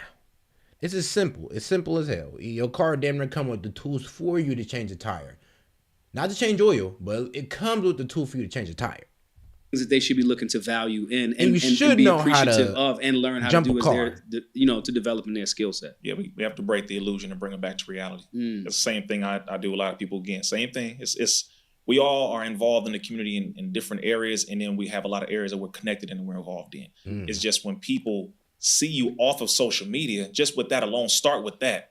Damn, you a lot bigger than I thought. Okay, see, that's how it is in real life because most of the people who you think are big are smaller. Ones you think are smaller are bigger. The ones you think have all this power don't. They're not respected in the hood. It's like, I mean, just like we have to get them back to reality. Again, starting with the children, letting them know, and then getting to the artists, getting to the people in leadership. On God, we just now start like disillusioning the kids about, hey, your favorite artist isn't as rich as you think. They don't got as much money as you think. They're not living as good as you think. And they're not as good with women as you think. It's like, oh, some of these kids really think, oh, as soon as I get money, everything just gets solved. Nah. There's a lot more to life than just money. Of course, money is a very important part of life. But your health, your fitness, bruh, I would say your education, that all works in too. And it works great with money too. It makes you an all-around better person. And well-rounded, of course. Really get them to come back to reality. Yeah. Because a lot of them, again, like you said, to your point, a lot of them got all this money, but they still slaves. Right. They can't speak the truth. They can't come out and actually stand with people who are doing the right thing. LeBron. You know, like it's really sad, and that's coming out more too. They do the opposite in real life. They like I hate y'all hear this all the time. And it's like, bro, I agree with you on everything. You know, don't send me the DM telling me that. Come bro. on, man. That's folks Nigga, in make my a hometown post. dealing with me. Like they be like, I'm like the guy in Albany where like, oh, we love King Randall behind closed doors. Yeah. We can't Come publicly out in the say, front. Come on, man. We can't publicly say we like you now because Y'all gotta stop doing that. Gotta stop. Anytime somebody does that me in person, oh man, I just love what you're doing. I ain't seeing you share nothing. Right. Nah, ain't that the truth though? It's like, but they will say, yeah, rappers come up and be like, yeah, bro, I listen to what you say and all that. But I'm just like, bro, there is no way. There ain't no way you really support what he's saying and you ain't like make a post about it, get it out to your millions of followers. Like, come on now, spread the word, spread the wisdom. Give it to the youth. You feed the youth garbage all day, well, feed it some fruits, some food for thought. Never seen you on my page. So that means you've been watching and you ain't been saying it because you're scared of what folks got to say. Yes. I was about to say the B word, but you're a coward. Bro, it's wild because you actually starting to look like the ops to me because everybody that follow you could follow somebody and be ready to rob them. Yep. That's fact. Like, you know what I mean? Like, I just, it's like a weird dynamic thing of like, you're not, you have this fear. But they do though. No, they do, but they don't in a sense because Yeah, they're not committed to losing what they some, have. So some are I more would argue they don't have a they choice are in their mind. I believe they won't lose it. I believe they won't. They won't. That's the point nowadays. Okay, we're seeing Kyrie Irving, Kanye West. They stood up to the system in a number of ways, from the shots to being called anti this. Okay, stood on principle, stood with the people. The people continue to support him because they say, you know what, actually, he's right. Why are y'all doing this to him? What is wrong with y'all? Yep. And now they selling more things. They making more money. See, so hey, Kanye about to get that $3 billion right back, man. Adidas took some. He like, don't worry, I got y'all. Shoot, Chase took about $300 million. Hey, he getting it back, man. Shout out Kanye. That trend has to become more, aware. Like, no, listen, stand on the truth. Right. Bet you're gonna get paid for it. Yep. Like, stand on the truth. I bet you're going all the stuff that you think you're gonna lose, you're gonna gain it a whole lot more. Trust me, stand with the people. I tell people this all the time. Stand with the people. That's it. I hear what y'all saying. I don't think they're great examples, bro. Because the system. On God, it'd be way better to be fan funded. Like, let's be real. As an artist, I think they should, like, you won't want to be label funded because you're a slave to the label. But if you're like fan funded as you should be, then you ain't got to worry about what the label says. You ain't got to worry about what nobody tell you. You can make whatever music you want. The benefits real so freedom. That's where it's like if you're on the come up or you're not, you kind of shaky. It's not much to take from you. Well, but for them, people lose more from taking from them than they would lose. You get what I'm saying? Nah, but listen, I'm telling you. Like, okay, so look at it, right? Mm-hmm. I used to have this saying where I would say, if somebody left my circle, they never wasn't there. Like, there's nothing like, okay, if I go from, first of all, you're not really, you may not have $1 billion in the bank, right? Okay, cool. They say you're a billionaire to make you. Everybody see that bro's hoodie though? It kind of snap. It says LGBTQ. Let's get Biden to quit today. Feel better. That wasn't the reality. Coming back to reality isn't a loss. Mm-hmm. So, now everybody's like, he's not a billionaire. He only has $400 million. Well, I only had $400 million in the actual number. Mm-hmm. Then the argument about, they froze my accounts. Okay, they might try that. They froze your accounts. No, they'll do that. Then later on, after you ride through this thing, now your accounts are unfrozen because here's the facts of the matter. And that money that y'all was trying to not give me as yay, now you got to give me that and then some. They're going to play the game. If they the bully, they're going to try it. Actually, with that whole situation, I'm weak. I think, Chase just sent him a check. Like, Chase just sent him a check for, like, over $300 million. He's like, and they're like, find a new bank to put that in, but not with us. It's like, God damn. That's going to be tough.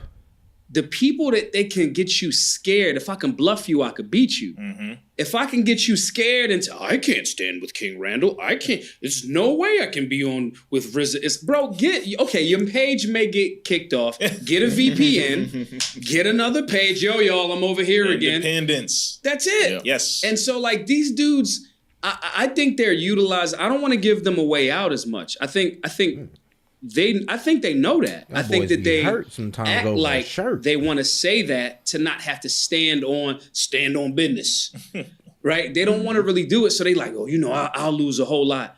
You'll lose a whole lot by giving. Why does Randall not have $20 million in donations? Mm-hmm. Right? Facts. Arnaud is super rich. LV, the owner and all of that, right? I've watched Randall, King Randall. Let's be clear. Right. Not another Randall. You know what I'm saying? I've watched him do something amazing, ironically, in the town that my grandmother was born and raised in, Albany. Wow. I ain't even know that till now. You know what I'm saying? Garnett, you're on the wrong stream, sir. You're on the wrong stream. We're not even really talking about women. We're talking about problems in the black community, and this dude think we're talking about women. Goodbye, sir. And it's like I don't want to hear about. I've watched, and I want to give both of these brothers their flowers real quick. I've watched an entire town of so-called people in the same community that King Randall is from argue against him legislatively for trying to strengthen the community with a track record.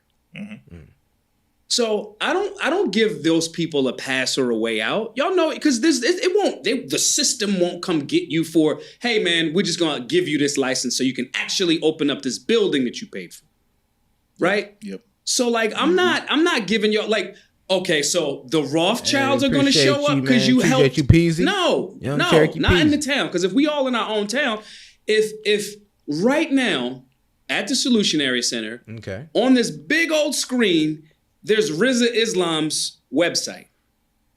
There's products from Rizza Islam in the Solutionary Center. And you know what's crazy about Rizza Islam? If some of y'all don't really know about him, there's a reason. YouTube has took him off probably like 3 times.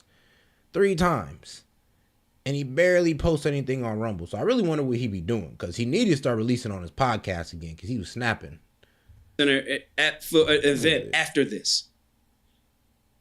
The lizard people are not going to show up to get me. Come on with it. You understand what I'm saying? Like, some of that's a cop-out. Like, they're not firing up the CERN thing on Monday to get Maj, because the earthquake wasn't because, well, Maj, you're doing stuff in the solutionaries. That's not what some of these people are using this as the cop-out. And let's say they did come. Let's say they come. You got a gun, don't you? You know how to defend your situation, don't you? Come on. So, like, I can't give them their justification. The reality is you don't want to stand too close to these brothers because their truth reflects your lie. Every time. Simple. And you could trick other people into, oh, no, it's because RZA went to war with the federal government. Yeah, he was part of the, what was it? The disinformation dozen. A disinformation dozen. Look it up. There was 12 people that they put on a list that they made social media take them off. So Facebook, YouTube, TikTok, all of them gone. They could not go on there because they was talking about the jab and election fraud and all that good stuff. All the stuff you shouldn't have been talking about back in 2020. That's what happened with RZA. And then they try to hit my man with a whole FBI case after. Like, well, I mean the federal case. Like, they was really on this man's head. RZA's kicked 18 bajillion times off of social media. Bro, hell you. That's more of a reason for you to support can't keep a social media platform for 3 months, I can't really give them... I think they being cowards and they got convenient excuses. And those convenient excuses are part of the reason why, like, I don't, you know... I see they play. I see them trying to pivot. All right, cool. And even riding with the pivot. Okay, let's ride with the pivot. Because now everybody got the call. Everybody got the call. Oh, look, Biden was a tremendous, horrible, worthless. We can't do the Democrat thing no more. Now everybody's going to start looking like they're more balanced or right of center on those leftist platforms, right? Cool. This is a perfect time to have. RZA, have you been on the Breakfast Club yet? No, sir. The fuck? In fact, I've been blocked from Breakfast Club. Oh, King Randall. Just be specific. Yeah. Have you been on? Nope. Have you been on Vlad TV? Nope. Have you been on Vlad? I would never go on Vlad, but I get your point. Right. I would never. Oh, wait, though. They don't trust Vlad over there. They don't trust Vlad. And that is crazy, though. So, they're pretty much saying all the big networks, all the big platforms that are black don't have these people who are really trying to help the black community. Like, can you believe that? But they'll have the crooked politician who runs, the crooked mayor who runs New York City, and they'll have on all these BS rappers, but they won't have on real activists for our community. Ain't that crazy? Right, I guess what you're saying. My point in saying this is, right, take the Breakfast Club. Cool, y'all had Candace on, y'all had Bill Burr on. I watched both interviews, great. Here are two gentlemen that could use and not even could use, like they need it. The community would benefit from the work that they're doing. So y'all are pivot and act like y'all really trying to, we're trying to be fair and balanced. No, you're not. If you was really trying to help the community, I've been giving up the conversation of being on y'all platforms because I really want to smack the shit out of a lot of y'all, bruh. Right? Because of how you're lying to our people. So like a lot of that is like a convenient like cop out, and I just want everybody that's watching this to make sure that you're fit. Yeah, because I really do want to stretch the point on these big platforms like Breakfast Club and Vlad. They give us all these artists like Boozy's dumbass to tell us all types of stupid ass bullshit, right? But never gave a platform to King Randall, who's out here trying to help young kids, young black boys specifically. When you help the men, oh, trust me, you help the women too. Man. Figuring out a way to financially support these brothers. Financially. Like, we ain't leaving that word out because the system that we up against, they can literally print money out of thin air. And they do. Now, every day. Time. You know, it's so great. It's funny because I always do got something for you guys. And the thing is, I'm not going to dignify you with a response, my friend. You're not worthy of my words. You're not worthy of my grace. I'm going to be real with you. Like, because, thank you. Because I got something for the man. Man, shut your bitch ass up, nigga. Nobody asked you not a bitch ass thing. You better shut the fuck up before I knock your fucking head off your shoulders, old ugly ass bitch. Stupid ass bitch. Now kick your fucking heart out your chest, nigga. Better watch the fuck out. Enough said. Black people's addiction to seeing their brothers and sisters fall, right? And also, I can't even grace you with my words. Sorry, but I couldn't even do it for you. So there's a part 2. Yeah, I got to throw it out. I'm just gonna throw it out right now. There's a part 2. Those are meant for supporters. Have you not reached haters. a point in My your words life are where meant for you're supporters, genuinely happy for not someone haters. else's success? That's part 2 of the question. But let's go part 1, right? What's up with black people's addiction to seeing their brothers and sisters fall? I want to give context to it, right?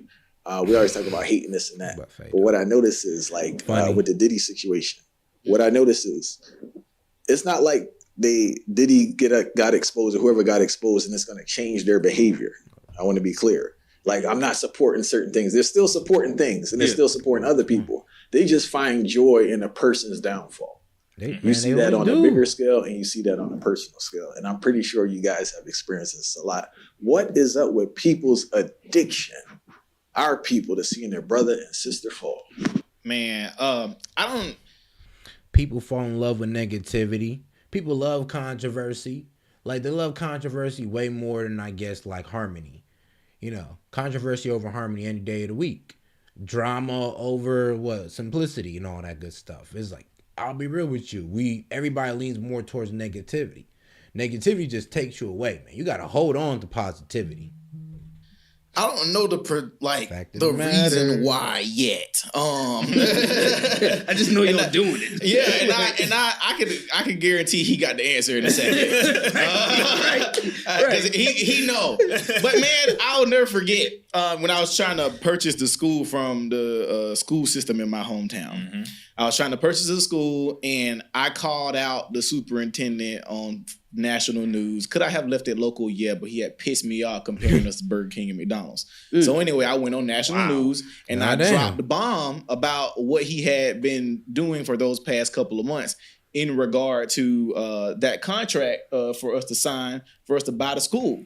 So we had already had a couple of $1 million donors promise 6 figures in endowments, etc., for us to be able to buy this school.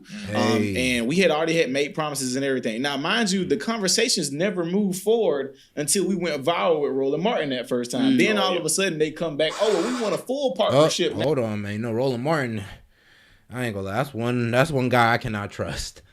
Anybody who will spin the definition of defunding to and reallocating, bro, I just can't trust that man. He can never concede a point. He's never wrong. When the facts are given in his face, he just cannot be wrong. If you ever seen him on PBD, trust me, bro, wild. Now we're going to help you with the funding and blah, blah, Excuse blah. me? So we get the contract back, and the Celsius, contract man, that's says that Celsius. the building should contain a usage restriction that we cannot operate a private or a charter school out of that building unless they taught the curriculum. And I said, absolutely not. Oh, no. So now, mind you, I'm thinking my hometown would be like, oh, nah, they trying to railroad that man. Damn. So the superintendent, we met privately and agreed not to publicly say anything else about it. We was going to publicly shake hands to shut all the fuss up. He goes and says that I said this and that online and blah, blah, blah about the school. Now, I had told the press that we were in negotiations and we were about to purchase the school because we had in kind. You had to give me the keys to the school and everything. So I'm just like, yeah, we got the Isabella school. Okay. We finna get ready to boom, boom, boom, because everything is in kind. Right. So whatever. But we still waiting on the contract to be signed, and I didn't agree with stipulations of the contract. So anyway, he goes in the newspaper and says all this stuff about me and blah, blah, blah. Oh, my hometown was ready. Oh, they all on social media talking about my personal life. Yeah. Oh, the Damn. King Render a liar and this, that, and the third. And blah. I mean, So pretty much they block bro from getting to school, then they're gonna call him a liar on the back end. Man, anything to sabotage a real one. Any way to sabotage a real one. they were, when I tell you my hometown, it's like they were waiting to say something about King Render. As soon as I messed up, well, they thought I messed up anyway. So I'm talking about dudes done start them podcasts to talk about me and everything. I mean, it was insane the amount of hate that my hometown gave me during that period. Bet. So then I decided to finally Man, say it be your own something. people. I promise you, it be your own people that's gonna. Every time you try to do good for your people, it's gonna be your own people who talk against you. I promise you, I've seen it every time, bro. It just happens like that. I'm sorry. And go on my Facebook Live, and I pulled out every email, every receipt, every piece of the contract, every conversation that was had, every phone call. No, it went quiet. Nobody said nothing. I had one dude that started a podcast about me to come back and apologize privately. I'm like, I ain't mad at you coming to apologize because he's like, why was you trying to build my platform? I'm like, but you could have said something. See that? You could have said something. That's why I still don't respect him. I'm like, I believe. can respect you a little bit for apologizing at least. But now you ain't gonna go say nothing publicly. My bad, we was wrong. And I'm trying to, this the same school system everybody complains about, Right. by the way. Damn, So you need to I'm walk it trying to back. sound the alarm and y'all come get me because y'all just don't like me because Walk it I was back. able It's to crazy. make it out of Albany and try to bring the bread back home. Right, Because right. that's all I be trying to do. Ask me what I do all the time. Donate to the restaurants. Donate to other nonprofits. Make sure they got what they need. Man, because other people want to sit there and be victims all day. So when you try to solve the problems that they want to be victims about, they just want to tear you down. It's like, you're going to take down my reason to be a victim. So yeah, I got to stop you. Because, you know, the victim mentality in the black community is, man, it's strong. And they try to keep it that way. Calling them, see if they need anything. Ask them, do they want a partner? Everybody out there so scared of me. And I'm just like, what did I do to y'all? I didn't to do make, nothing to like, y'all. you know what happened? Everybody supported me when I was nobody, right? When I was at my house working out of my dining room, the hometown would bring water, they would help us out, give $100 here and there, whatever. The hometown, the moment I went viral with Roland Martin, everybody act like they could never talk to me again. I swear to God. Like, Wait. everybody immediately X'd me out, especially when Trump invited us to the White House. He's a clown too. I just want to be man. very clear. Roland Martin's a clown. Yeah. Like he's a tap dancer. He's a jigaboo. Off top. And you know, Facts, though. Point you to touch on. I know you broke down things, but could you real quick before they go? It's a pregnant topic for all three of us. Yeah. Why? Why are people so offended when you tap into that area of progress, or you just try to be a great brother? Why is it so offensive to people? Now I will say, I guess it's a say little we all trauma too, mind because you do control. got a lot of Just people tear from my down each hometown that other. did make it, and Crabbing they and have bear- completely shut out the city Crabbing and and don't bucket come mentality. back, don't say nothing. We got NFL players from our hometown, won Super Bowls and everything. They won't come start no nonprofit in the hometown. Damn. They won't come work with the kid. They got nonprofits in other cities. Yeah. And I'm like, we are the fourth poorest city in the whole country. Y'all couldn't come back and do a little clinic with the kids and playing football or God something. damn. Then if they do come do a clinic, they'll make it outrageously priced. Like these, you can't come do something free for the high school that you played at. Yeah. You know, like this, and I ain't saying Like low key though. Stop the cap. Like, come on now. Yeah, you definitely, like, bro, there's a lot of people who leave their city behind for a whole nother city. And I'll be real with you, I feel like it's just in a contract, or there's something that, I don't know, maybe it's their handler that's making them not go help their own damn city or steer away from the poor city. They want to keep the city poor. They want to keep them producing the worst of the worst because they need their prison population to, you know, for the free labor. You know, our private slave class, you know, and then there's a worldwide slave class of about 50 mil that y'all probably don't know about. And you know, people got to do stuff for free or whatever like that. But we've had so many celebrities come to our hometown. I can almost get why people get, you know, they get famous and they leave and don't say nothing, act like they ain't from Albany. Or we got this the city over from us. It's called Lee County. It's more white people stay there. They'll claim Lee County and won't claim Albany. Like, you ain't played football with me your whole life in Albany. And you went and played 1 year there, and now you from Lee County. You all on with you ain't from Albany no more. You don't claim us. You know, like, so I can get why the hometown do be, you know, a little skeptical about people making it. But if I'm constantly in the community, I'm feeding people, donating, people need kidneys. I'm constantly out with people trying to make sure parents got what they need. Trying to get nigga organs out here. Damn, he a real one. Like, I wouldn't have expected that. Like, that would all be. I'm trying to get you a kidney, man, money, all this good stuff. And y'all ain't effing with me? Y'all don't support me? Man, bro, it's all effed up out here. I ain't gonna lie, bro. I'm out here making sure the kids eating, got haircuts. I'm doing everything for free, by the way. I don't charge for nothing that I do for kids at all. Like, everything we do for free. I'll say a few points. Number one, we have all the smoke for each other and none for our open enemy. Jada Kiss got a line, bro. He says, support a brother. What do you say? Support a brother you don't know, or hate on a brother you know. Make sure to like the video, man. Because, appreciate y'all for tuning in. One thing we appreciate the never love. want to really look at is the trauma that we share as a people. Like and subscribe. We have some of the biggest collective trauma. We genuinely do. Too many of us have become successful, left the community, like you said. Too many of us have betrayed people to become successful. Too many of us have sided with our enemy against our own people to become successful. We've done damn near every elite in the music industry who's black done betrayed their own to get up there. It feels like we have a step on each other mentality. I remember I was talking to one of my younger homies. He said, man, yeah, bro, you got to step on these niggas. You got to step on niggas. I'm like, bro, why you have that mentality? Like, whoa. You have a mentality to step on niggas? I was like, what does that even mean? He's like, yeah, bro, you got to get the ups on them. You got to be on top of them. I'm like, okay, so there's no cooperation. It's just, y'all, it's just us against us? He's like, yeah. And he didn't even know what the hell he was really admitting to. He didn't even know he was admitting to having an overly competitive mindset, like go against your own kind mindset. Like, dog, you're supposed to be working with your brother. You're talking about, oh no, I want to be on top of him. I want to step on him. It's like, it's wild. Damn near every wrong thing to where the people don't even believe we can trust each other. What I deal We're with not supposed to be sitting next to each other right now. According to a lot of people, there's going to be some comments like, oh, you got 3 crazy niggas. Oh, you got this. Why are they up there? This right here should be the norm. It should be normal to see brothers from different states, different cities doing work in different areas coming together to show a demonstration of unity, brotherhood, education, solutions. This should be the normal situation here. But because what this looks like is, damn, I got to work.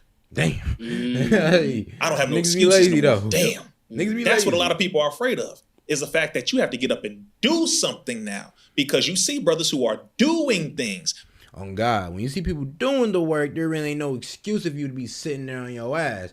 You see people actually trying to go out there and solve the crime rate in your community.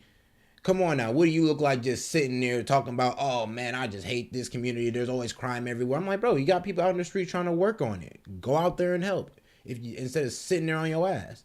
I always say, you don't have the right to complain about anything if you have no solutions. If you just want to sit there and talk shit, you're an ass. Like, and you're really the worst of the worst, to be honest. Like, I hate people like you. But you don't want to work. You just want to press a button. You want to complain. You want to act like, oh, we ain't got no solutions. We don't have no help. We don't have leadership. We don't have real program. We do. You just not supporting them. I hate it, love and peace. You're not getting involved. I truly hate that mentality. You don't have to always have money. You can actually volunteer. You know that, right? You can come out and help with the children. You can come out and help with the programs. You can literally come and help with educating and providing solutions. You know this is possible. You can actually donate your time. Right. You can do that too. But a lot of people don't want to work. They're afraid. They're scared. Too many of them feel like if they get involved, it's a commitment now. And I ain't really trying to do that for the long run. You know what I'm saying? There's so many different layers. I've heard people, same thing. Call me privately because, for example, they ain't trying to get down with the mission. That I was fighting a case against the government for helping the children, mind you. I was helping educate the children about drug education, literacy programs and all that. Literally tens of thousands in. Oh yeah, and he live in California, right? And over there in Compton, in that area, bro, 70% fail literacy rate. So, which means majority of black children in those schools do not know how to read. I mean, and have no reading comprehension either. And if they can't read, they most likely can't write. And they didn't want to tell us about that, though. But if 70% is failing literacy tests, then that's wild.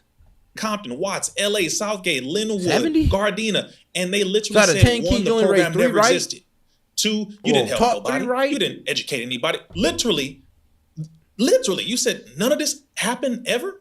They put a case on your brother that I was fighting for 10 years. Bro, I'm telling offered you. me 6 plea deals. Been to court over 30 times. Trying to lock his Literally ass up. over and over and over again. And they kept saying, look, just take this deal. Just take this deal. And I said, no, I'm not taking a damn deal. What are you talking about?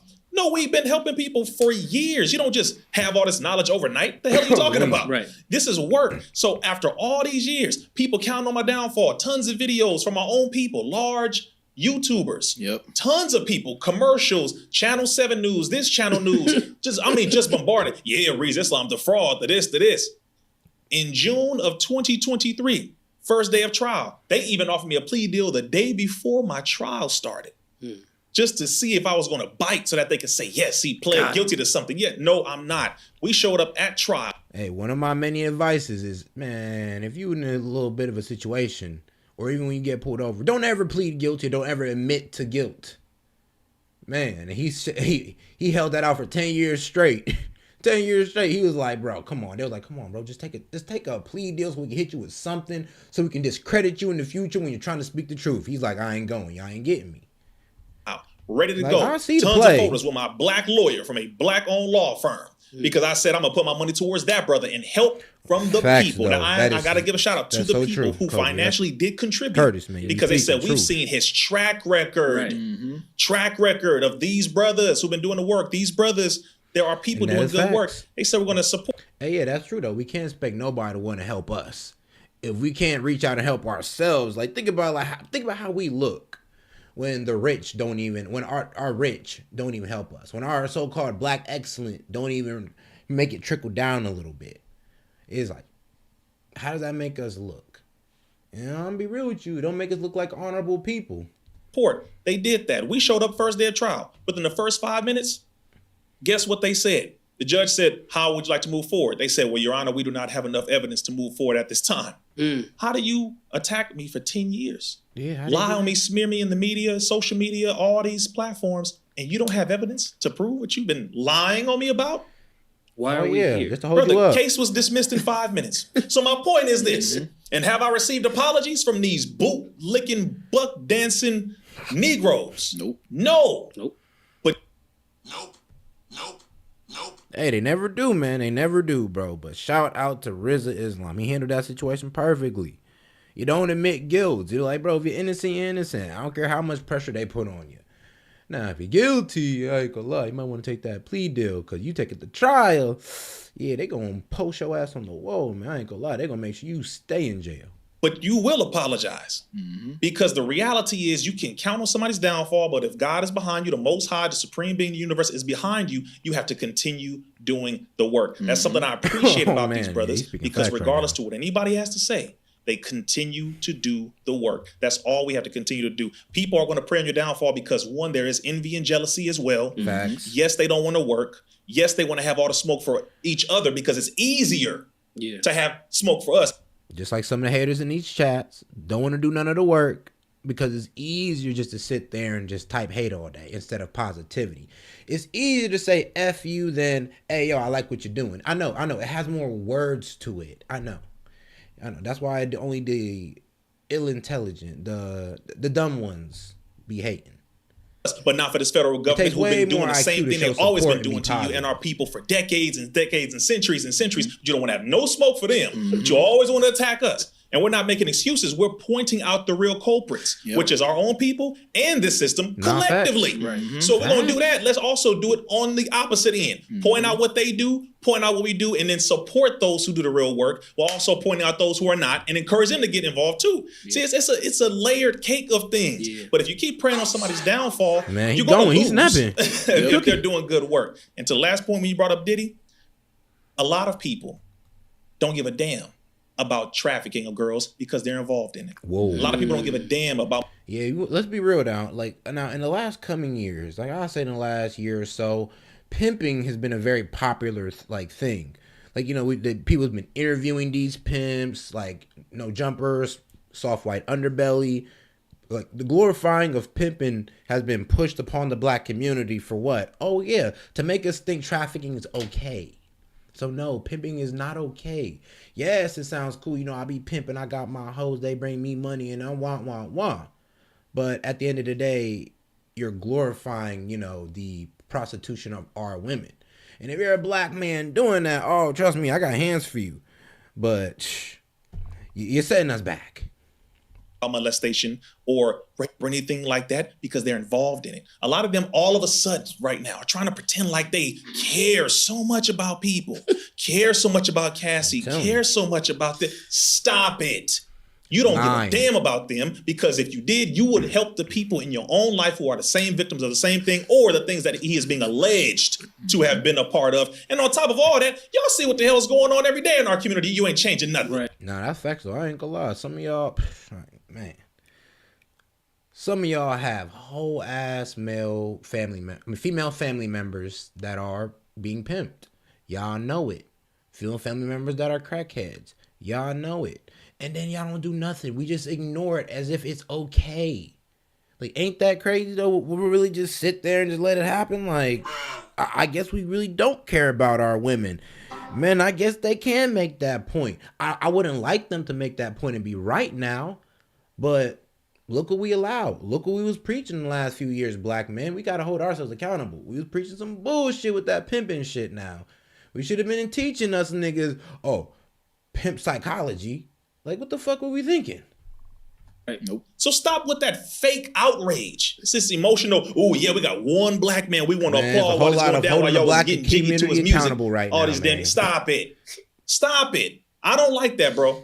And I can hold our people accountable while at the same time educating them. We can condemn what they do and not just wholesale throw them in the trash. Yeah. We can do that too, because we have to acknowledge the good that they do while pointing out the bad and saying, no, sir, that's wrong. We don't do that over here. Hold them accountable. If this person is guilty of whatever, okay, they must face the consequences. Cool. But I'm not going to say, see, all black men. No. See, all black women. See, all. No. And I could play to that point, Curtis. I promise you, I can almost guarantee I'd be a lot bigger of a channel if I was part of the LGBT community, if I supported that agenda, if I was highly liberal. I promise you I would get more of a push if I supported a lot of the debauchery that's going on or a lot of the corruption that's going on in our government. I'd be a way bigger channel. But I don't do it because, I have integrity. What can I say? I just won't support. That's what's wrong. What's wrong is wrong. And I have, here we go. Keyword, integrity. We can hold our people accountable. Yeah. Put their feet to the fire. Give that community justice, which I wish it was community justice, for the most part, where we handle business and not get the system involved, because that's what we need to do, like most nations do, family business. And then, of course, hold others accountable for doing the same thing, and then continue to show the positive example. So again, there's a lot of layers to it, brother. But at the end of the day, you don't want smoke with the real enemy. You want to have envy and jealousy, and you don't want to work. If we get rid of that nonsense by continuing to be the example, I think more people will get involved. I'm always gonna blame the system for it. Like, dog, I don't care what the YouTube policy says. Hey, look, I'll read them and I'll dance around that mug and give y'all the best message I can. They don't want to talk about Ukraine negatively. Oh, trust me, I'm gonna still give you the best way. I'm still give you the information the best way I can. Don't worry, we ain't never gonna bend the knee. Like, just saying it's real. It's real. Yeah, I'm always like, individually, the one individual that's doing it, I'm like, yo, this is what you're doing right here. Mm-hmm. But I never let the system skate. Absolutely. So I always go, even when I'm talking to the individual, I'm like, yo, that's not your thought. Don't worry, Curtis. You think that's your thought. We good at it. Somewhere you got conditioned to believe. And as we break this conversation down, I'll go, this is where you thought this and it's wrong. Yeah. Now you're doing it, but I understand you don't even see your Geppetto. Mm-hmm. You don't see it. Damn. And I do. So I'm gonna hold both accountable. The false accusations. At this point, I'm low key kind of like, the accusations is really if I'm not getting Them be career destroying. Some sort of pushback, accusations. false narrative pushback, I start getting nervous because it looked like a setup to me. It's too easy. Smack 'em You know what I'm saying? It starts to be like, Smooth. yo, walking me in this room, like, is this the hit? Like, it, you know what I mean? It's too much rose petals. Don't eat the food. Don't Right. drink the I'm drink. like, people, like, and that might be a toxic trait that I picked up. No, you as a realistic. man know hardship Yes. and pain is what brings the growth. Yes. So when you ain't getting no hardship and pain, I'm like, nah, somebody something set ain't me right. up. Yeah, Right. like I ain't hurt myself. I ain't Right. tripped. No Right here. scrape on my knee, Right. nothing. What's Nah. going on? It's almost like I don't, like, people send me stuff to the center. People will send chocolate. People will send, we go to events. Chocolate? Yeah, people Go send ahead, me. bro. Yeah, they send me chocolate. They Oldest send trick me in the like book. they'll come to events where like I drink Dunkin' Donuts. They'll bring Dunkin' Donuts. They know I like coffee, and it's great gestures, right? It'll come in the mail. I don't eat it. Good job. You know what I'm saying? Like it's and it I may be wrong every time. I'll take the picture, but maybe I ate some of y'all stuff that sent it. Not you. If you think I'm talking about you, It wasn't you. I I don't 100% ate weak your as hell. stuff. That's funny. Right? He's like, I ain't But trying to be disrespectful. I just think that, but I don't trust y'all. they don't really recognize, they haven't read enough, man. So I'm not giving them a pass, but they don't really understand how this thing go. They don't understand that from the time you was watching Sesame Street, they did psychological things to the colors that were chosen, the height of the characters. These people have not read propaganda by Edward Bernays. Facts. You know what I'm No, they saying? have So, not. like, they don't know about the Tavistock Institute. So because of that, I'm just kind of like, oh, you just I'm gonna say we got some very wicked marketing tactics, especially towards black people. Like how to sell to the black man, like bro, wild. Like I said, we've been studied. Actually, we've been studied more than we've studied ourselves. Honestly, I say just now in recent years, black people are really starting to study our origins and who we are, like genetically and scientifically, like who we are. These people, white people, oh no, they got our psychology down to a T, to where they know how to market to us so smooth, so expertly. It's damn near stunning. I give it to them. To the point where they had to write books about it. That's how successful it was. don't know When you how write you're a gonna book, get you know you're doing puppeteered something around. right. So I explain it to them and take it kind of like a moment, but I'm never gonna let the system skate. The system is there. There's a great book called Please Stop Helping Us. Nah, that's You're facts. there specifically to continue Oh man. the chaos and confusion. I It's already like know when you about burn them the sales, roof of man. your mouth, and it would heal if you stopped like tonguing it. Yep. Right? Yep. There are people and things there specifically like messing with the scab. So like I can't have a conversation about Diddy if Epstein allegedly killed himself, if he's allegedly dead, if he's whatever, right? And not talk about, well, he's in jail or dead, and Ghislaine Maxwell's in jail and dead for selling, who did they sell the children to? And Yeah, open low up key all though. the names. Actually, here's the craziest thing about that Epstein thing. So the list came out, right? And here's the scary thing about this list, guys. Yeah, there's a lot of close places that Epstein visited that's actually close near me. Scary enough, because I'm in Ohio. Now, here's the craziest part. Only Maxwell is the only person that's doing time right now out of everybody in that book. Actually, no, I take that back. There's this 1 billion Nightingale who is trafficking African girls out of Africa. So you can look this up. A billionaire, last name Nightingale. Yes. Him and Maxine are the only one that's really getting like hemmed up on these children, child trafficking charges. Names of the blocked list. That Everybody else is running around scot-free. So you want to tell me about Diddy? All right, okay. And I also know that this seemed to happen right after he got into it with Diageo. So like, and again, I'm not. If he did it, he did it. Give him his due process, 100%. Rumors are not facts to me. You know what I'm saying? And his sexual proclivities as an adult with other willing adults, I'm not arguing with him about that. Oh yeah, if you don't know, like yes, Diddy did get into a lawsuit with a very high up there tequila company, I believe. Well, liquor company or tequila company, Diageo. And he sued them for, racism. Like, oh man, you know how we be, man. Come on now. If we don't get our way, we'll start throwing that racism word around. And he got his way. So this may be one of Diageo's ploys to get Diddy and them not have to pay him. I never do. That has nothing to do with You're me. a grown man. Children and drugging people, different conversation. Yep. Right?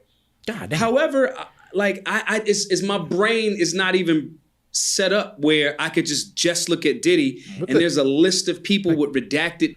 I'm sorry, but like to that point, Linda, whatever you want to call yourself, like, what about the fitness influencers? Like, come on, let's be real. Are you under their post going like, put a shirt on, I want you to work out with your shirt on? It's like, you're wildin', G, you wildin', but it's okay though. Names that people are supposedly dead or in jail about.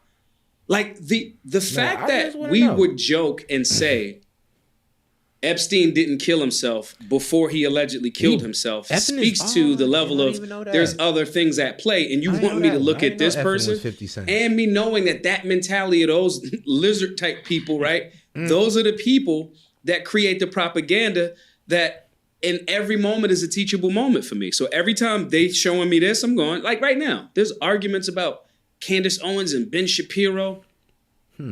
Meanwhile, Putin is like, yeah, like literally on a world stage saying, I don't want to nuke y'all, but I will. Like that's... Yeah, that is wild though. Like, we're arguing about Ben Shapiro and Candace Owens, and Putin did hop on stage and just say, look, bro, if y'all don't just let go of Ukraine, there will be nukes involved. Like, let's be real. If you guys really think I'm just going to expand, I'm not. I just want Ukraine, and that's that. So, yeah, it is getting a little bit, it's getting hot right there. And I do think we should just back off for the greater good of America. I'm just saying. So, that's just my opinion. That's what's happening right now.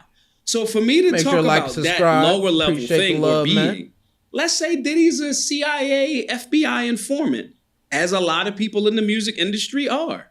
Let's say he is. Cool. Who put him in the position and allowed it for 30 years? Right? Never want to smoke with the real enemy. Right. Like, we'll even side with the enemy. Right. Yes. It's crabs in a barrel. Who put us in the barrel? Yes. Oh, God. Come on. I could tell you who put you in the barrel, but I ain't trying to get kicked off of YouTube. But I know it was a certain group of elite people. Then we all know. We'll just call them the J's or the cash sign.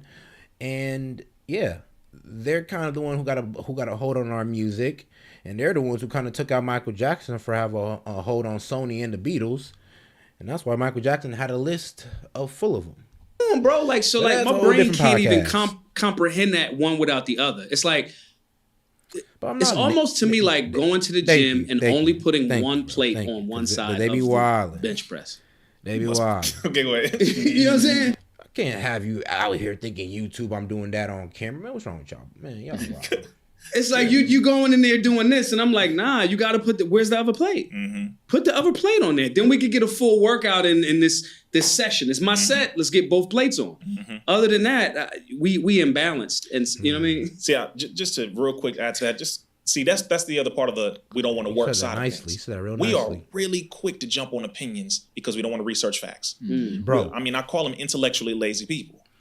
Bro, there's a lot of intellectually lazy people who sit there and look at Twitter feeds all day who do no independent research.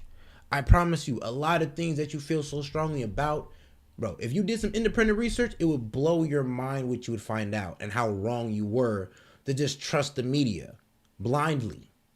I don't trust no news source. I do all independent research. I read both sides and I do my research. You already know what I'm talking about. You would jump on an opinion. Right now, you got somebody commenting like, I ain't listening to nothing they got to say. Okay, because that's fine. You ain't got to listen to nothing I got to say, but just don't open your mouth. Right. That's all. Just don't say nothing to anybody because you'd rather listen to an opinion because it's easier, takes no work. Man, I get mentally exhausted so quick. It's like half of y'all can't do a push-up, a pull-up, bench press, nothing. Yep. Right? But you complain about everybody that does. Okay. Right. All right, because people are like, man, reason why you lift. Okay, brother. Oh, God. Like, man. Come on now. Like, some of y'all can't really talk to me, man. Come talk to me about a shirt when you do 20 pull-ups in a row. Please. Come talk to me then about a shirt. Bro, come talk to me about respect when you can show me on video you can pop out 50. Okay? Then you can tell me something about a shirt. And until you know the glory of doing that, you don't know. You are never going to understand why or have the confidence to even take off your shirt.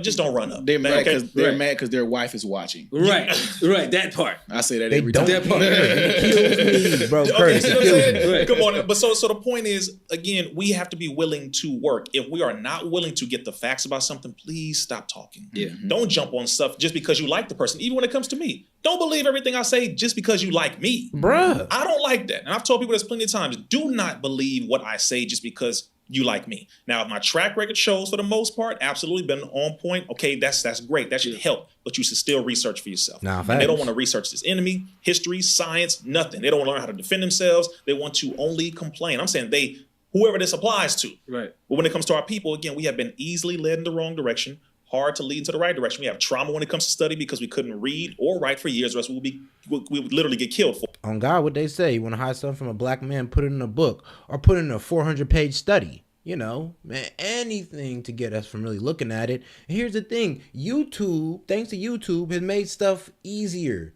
People have been able to condense these studies into videos for us. So there really is no reason for us not to be informed about certain things out here. You're just lazy. That's an epigenetic response of our trauma. So we're like, damn, if I touch a book, I might die. That's literally On God, but facts over opinion. Exactly. So all of these are layers to it. It may even and also hurt when it your comes to the deep feelings. circumstances. Bro, these facts may hurt your feelings. I ain't gonna lie. It may destroy your worldview, but that's what it is. Like that. This is not every time you bring up our people, we got to bring up a white man. No. It started over there.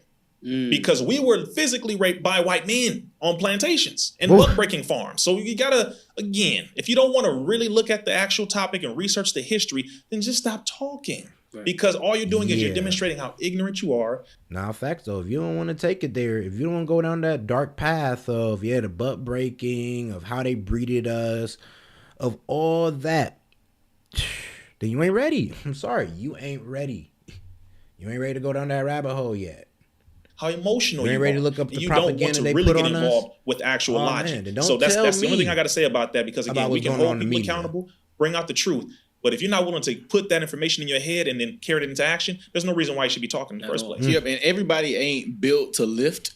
Per se, when I say lift, everybody ain't built for this work. That's a fact. So then when that's the biggest fact. Yeah, it's the biggest fact. You're Yes. not, because using Diddy for example, I can understand why people are scared. Why? Because when he been doing this, whatever he's doing, if he was for a year, they didn't know about whatever he was doing. They wait until you done did something too much. So they about to be found out. Yeah, yeah, and they like, okay, well now we finna pull it. Like, for example, we need justice. Yeah. Like I'm for him though. Yeah, just for him though. Oh, like, man, this is what they do to you. So like every phone call you done made, every yeah. text message you done sent, they even if you are good, they are gonna find a crime. Yes. Like they will. So or create. That's a one. banger and to be honest, I always say, if you ain't even just 451, really that's a just banger in your book. work, if you ain't been looked like the police ain't trying to get you one time, Right. at least, or whatever. Like, but that's what they'll find a crime, no matter what, and so that's what happens in the world. You just can't be a coward, or whatever. Yeah, you you have can't to be just no be like, hoe-ass okay, nigga. you know what? This is what I believe in. Excuse my words, but yeah, you can't be no coward out here. You gotta be really to stand on all 10 toes. You gotta be willing to have your worldview shattered. You gotta have courage, and you gotta be humble enough to understand when you're wrong. And that's the only way to honestly progress intellectually, in my opinion, or just to progress your knowledge. For real, and I'm willing to die about it. Make sure old like, man subscribe, law type appreciate stuff. the love Or whatever, out here. But everybody don't believe in man law no more. So, but you got man like, listen, I'm willing to go to jail and die about what I believe in here. But that gets you respected amongst the people. But everybody ain't with that. Everybody want to live their American pie life. They want to go to work 9 to 5, barbecue on the weekends or whatever like that, and go on vacation, once a year and live. That's it. That ain't our lifestyle. No. That ain't how I'm trying to live. Even every woman that you may come into contact with can't live that lifestyle for you. I tell a woman one time, listen, dear, you need you a 9 to 5 man. I'm not that guy. Right. I'm not the guy to be. Listen, I'm not gonna barbecue on the weekend. I got stuff to do. I got kids to save. And I like I don't know who said this, but they always say, man, when people like this, like people who give themselves to the community, bro, it's like, bro, them dudes is for the community, man. They're like, most women ain't gonna be one to deal with that, especially since most women have such a selfish mentality. They can't imagine doing anything for their community. But I digress. Let me get back to the point. But yeah, people like these have a very like self-sacrificing way about him. He's actually going out here working with other people's kids, other people's abandoned kids, other black men abandoned kids that they threw to the side. He's picking up the slack on it, and he's getting barely any support, like, which is wild. But then what does that say about our government? Oh yeah, our government don't want help for those young black boys. They don't want it. Because why? They want us to feed them the music so they could drive them right to the prison system so they can make 30 grand a piece off them. Barbecue, but I just can't. Love it. Right. I love it. Can't. I might barbecue once a year, but I ain't every weekend. I'm not gonna go on vacation all the time. I ain't here to call you cute every 5 seconds. I am not your destiny. Yeah, no, I got stuff to do. This is not my destiny, you know. And sometimes I believe that everybody kids are the future. You have to sacrifice part of that love sometimes Protect for the what you're kids trying and protecting to the do. future. Exactly. Yeah. The mission is more. That's why you have to get somebody that's equally yoked. Yes. If you are not equally yoked, hang that love crap up, bro. Like hang it up and stop trying to force it because this person may be powerful or you like what they're doing or whatever, but you know you ain't happy or whatever. Go find you a 9-to-5. Everybody want the Ferrari or the Corvette so they see how much that transmission filter changes and how much the oil changes and the parts. Go get you a Toyota, man. Get you a Honda. And get you a reliable Toyota, man, and you good. You know what's crazy, That's bro? it. I just think that people don't really understand the work. That's really the art. I would always like to go in on the sin is more appealing to most. I ain't gonna lie, bro. Evil always has the advantage. Evil always has the most money. It always has the coolest toys. It always just looks the best. It has the best propaganda ever. Like, look at everything that promotes sin. Look at the propaganda behind all the 7 deadly sins that you know. Look at the propaganda behind them. For you to just indulge in them and all that. I'm telling you, negativity, the devil can easily just take you away. The devil will working way harder than the God. You want to know how I know? Because it's 24/7. Like I said, if you're not holding on to God, then you're riding with the devil.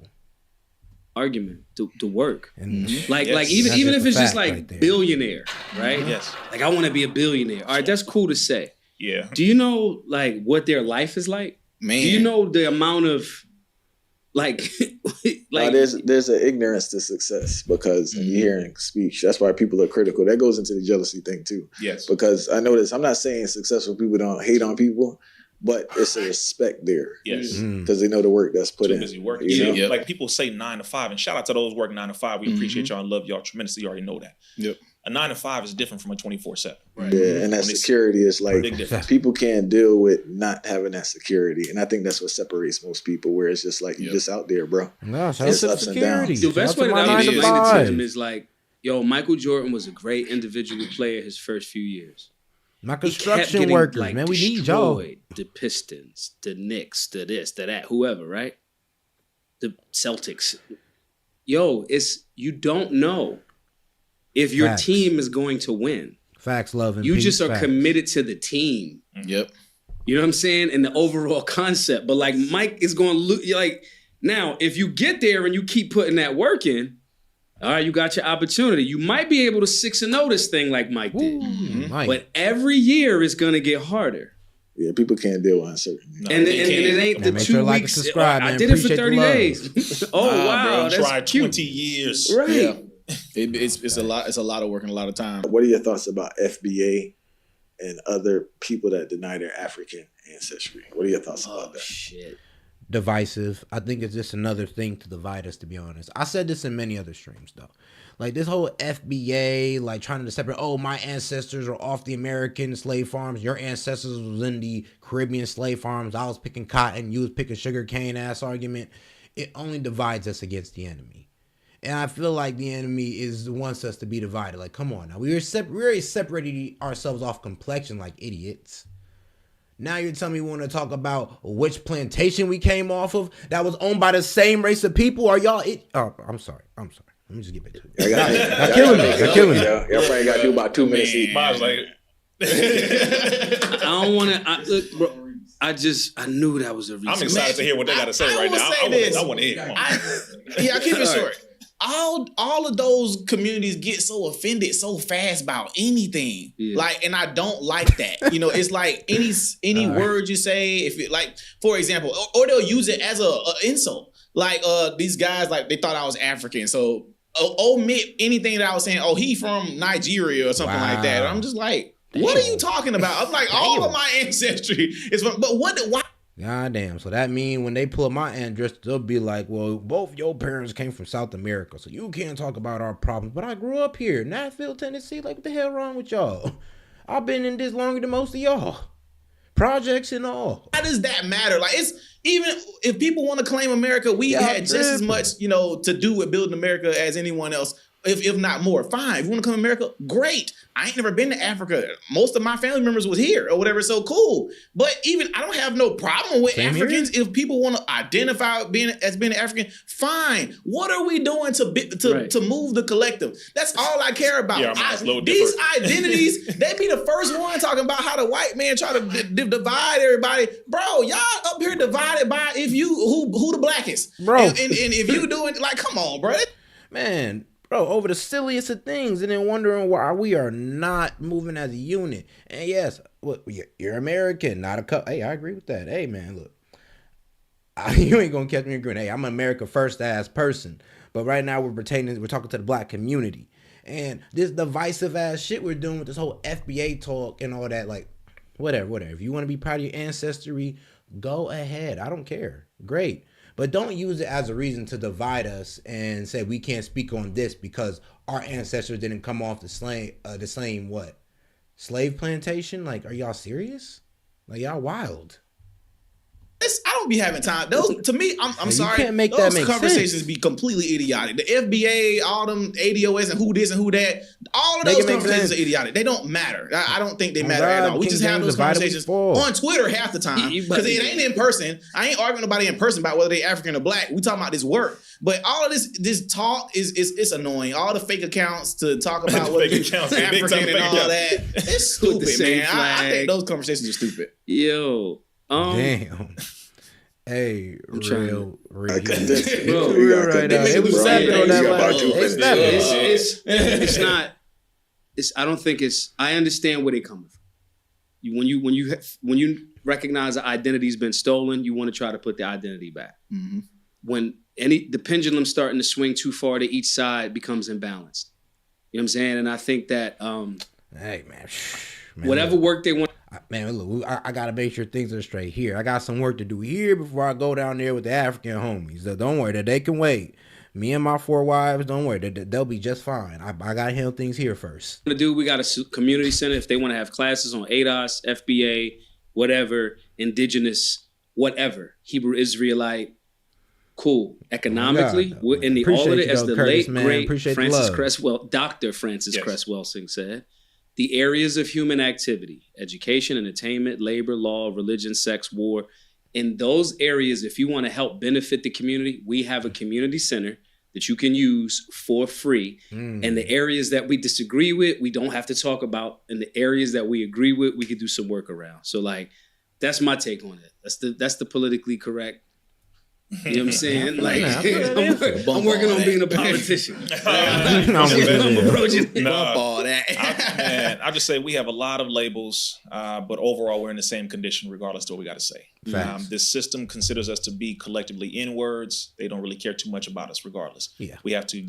I promise you, they think we're all niggas, but to them, we're niggas with the hard R. All of us. Don't care what plantation we came from. I don't care if it was a plantation in South America or a plantation in America. Doesn't matter. We're all the same to them. Become independent, and build that's our okay. own everything, separate from the system. There is no way out of it. We can call ourselves whatever we want to call ourselves. Police does not ask you your description when he has a gun over you. Okay, are you FBA? You black? You Hebrew? You nation? You more? They don't really care. Even though we have those labels, and I admire us for at least learning about our history, learning about our culture, attaching ourselves to any one of the labels that all belong to us anyway. But right now, again, we have to work. We can't keep getting divided. And remember, the system uses those labels to divide us and then infiltrates them and has agitators inside of all the conversations. Correct. From Twitter, Instagram, Facebook, all over the place, as well-meaning as these movements are, even with. So that dude, Tariq Nasheed and all that, yeah, it's like I like what he be saying, but when it comes to the FBA shit, I just be like, bro, I ain't gonna lie, that's not helping nobody, bro. It's not helping nobody. It's not helping the black community as much as you think it is.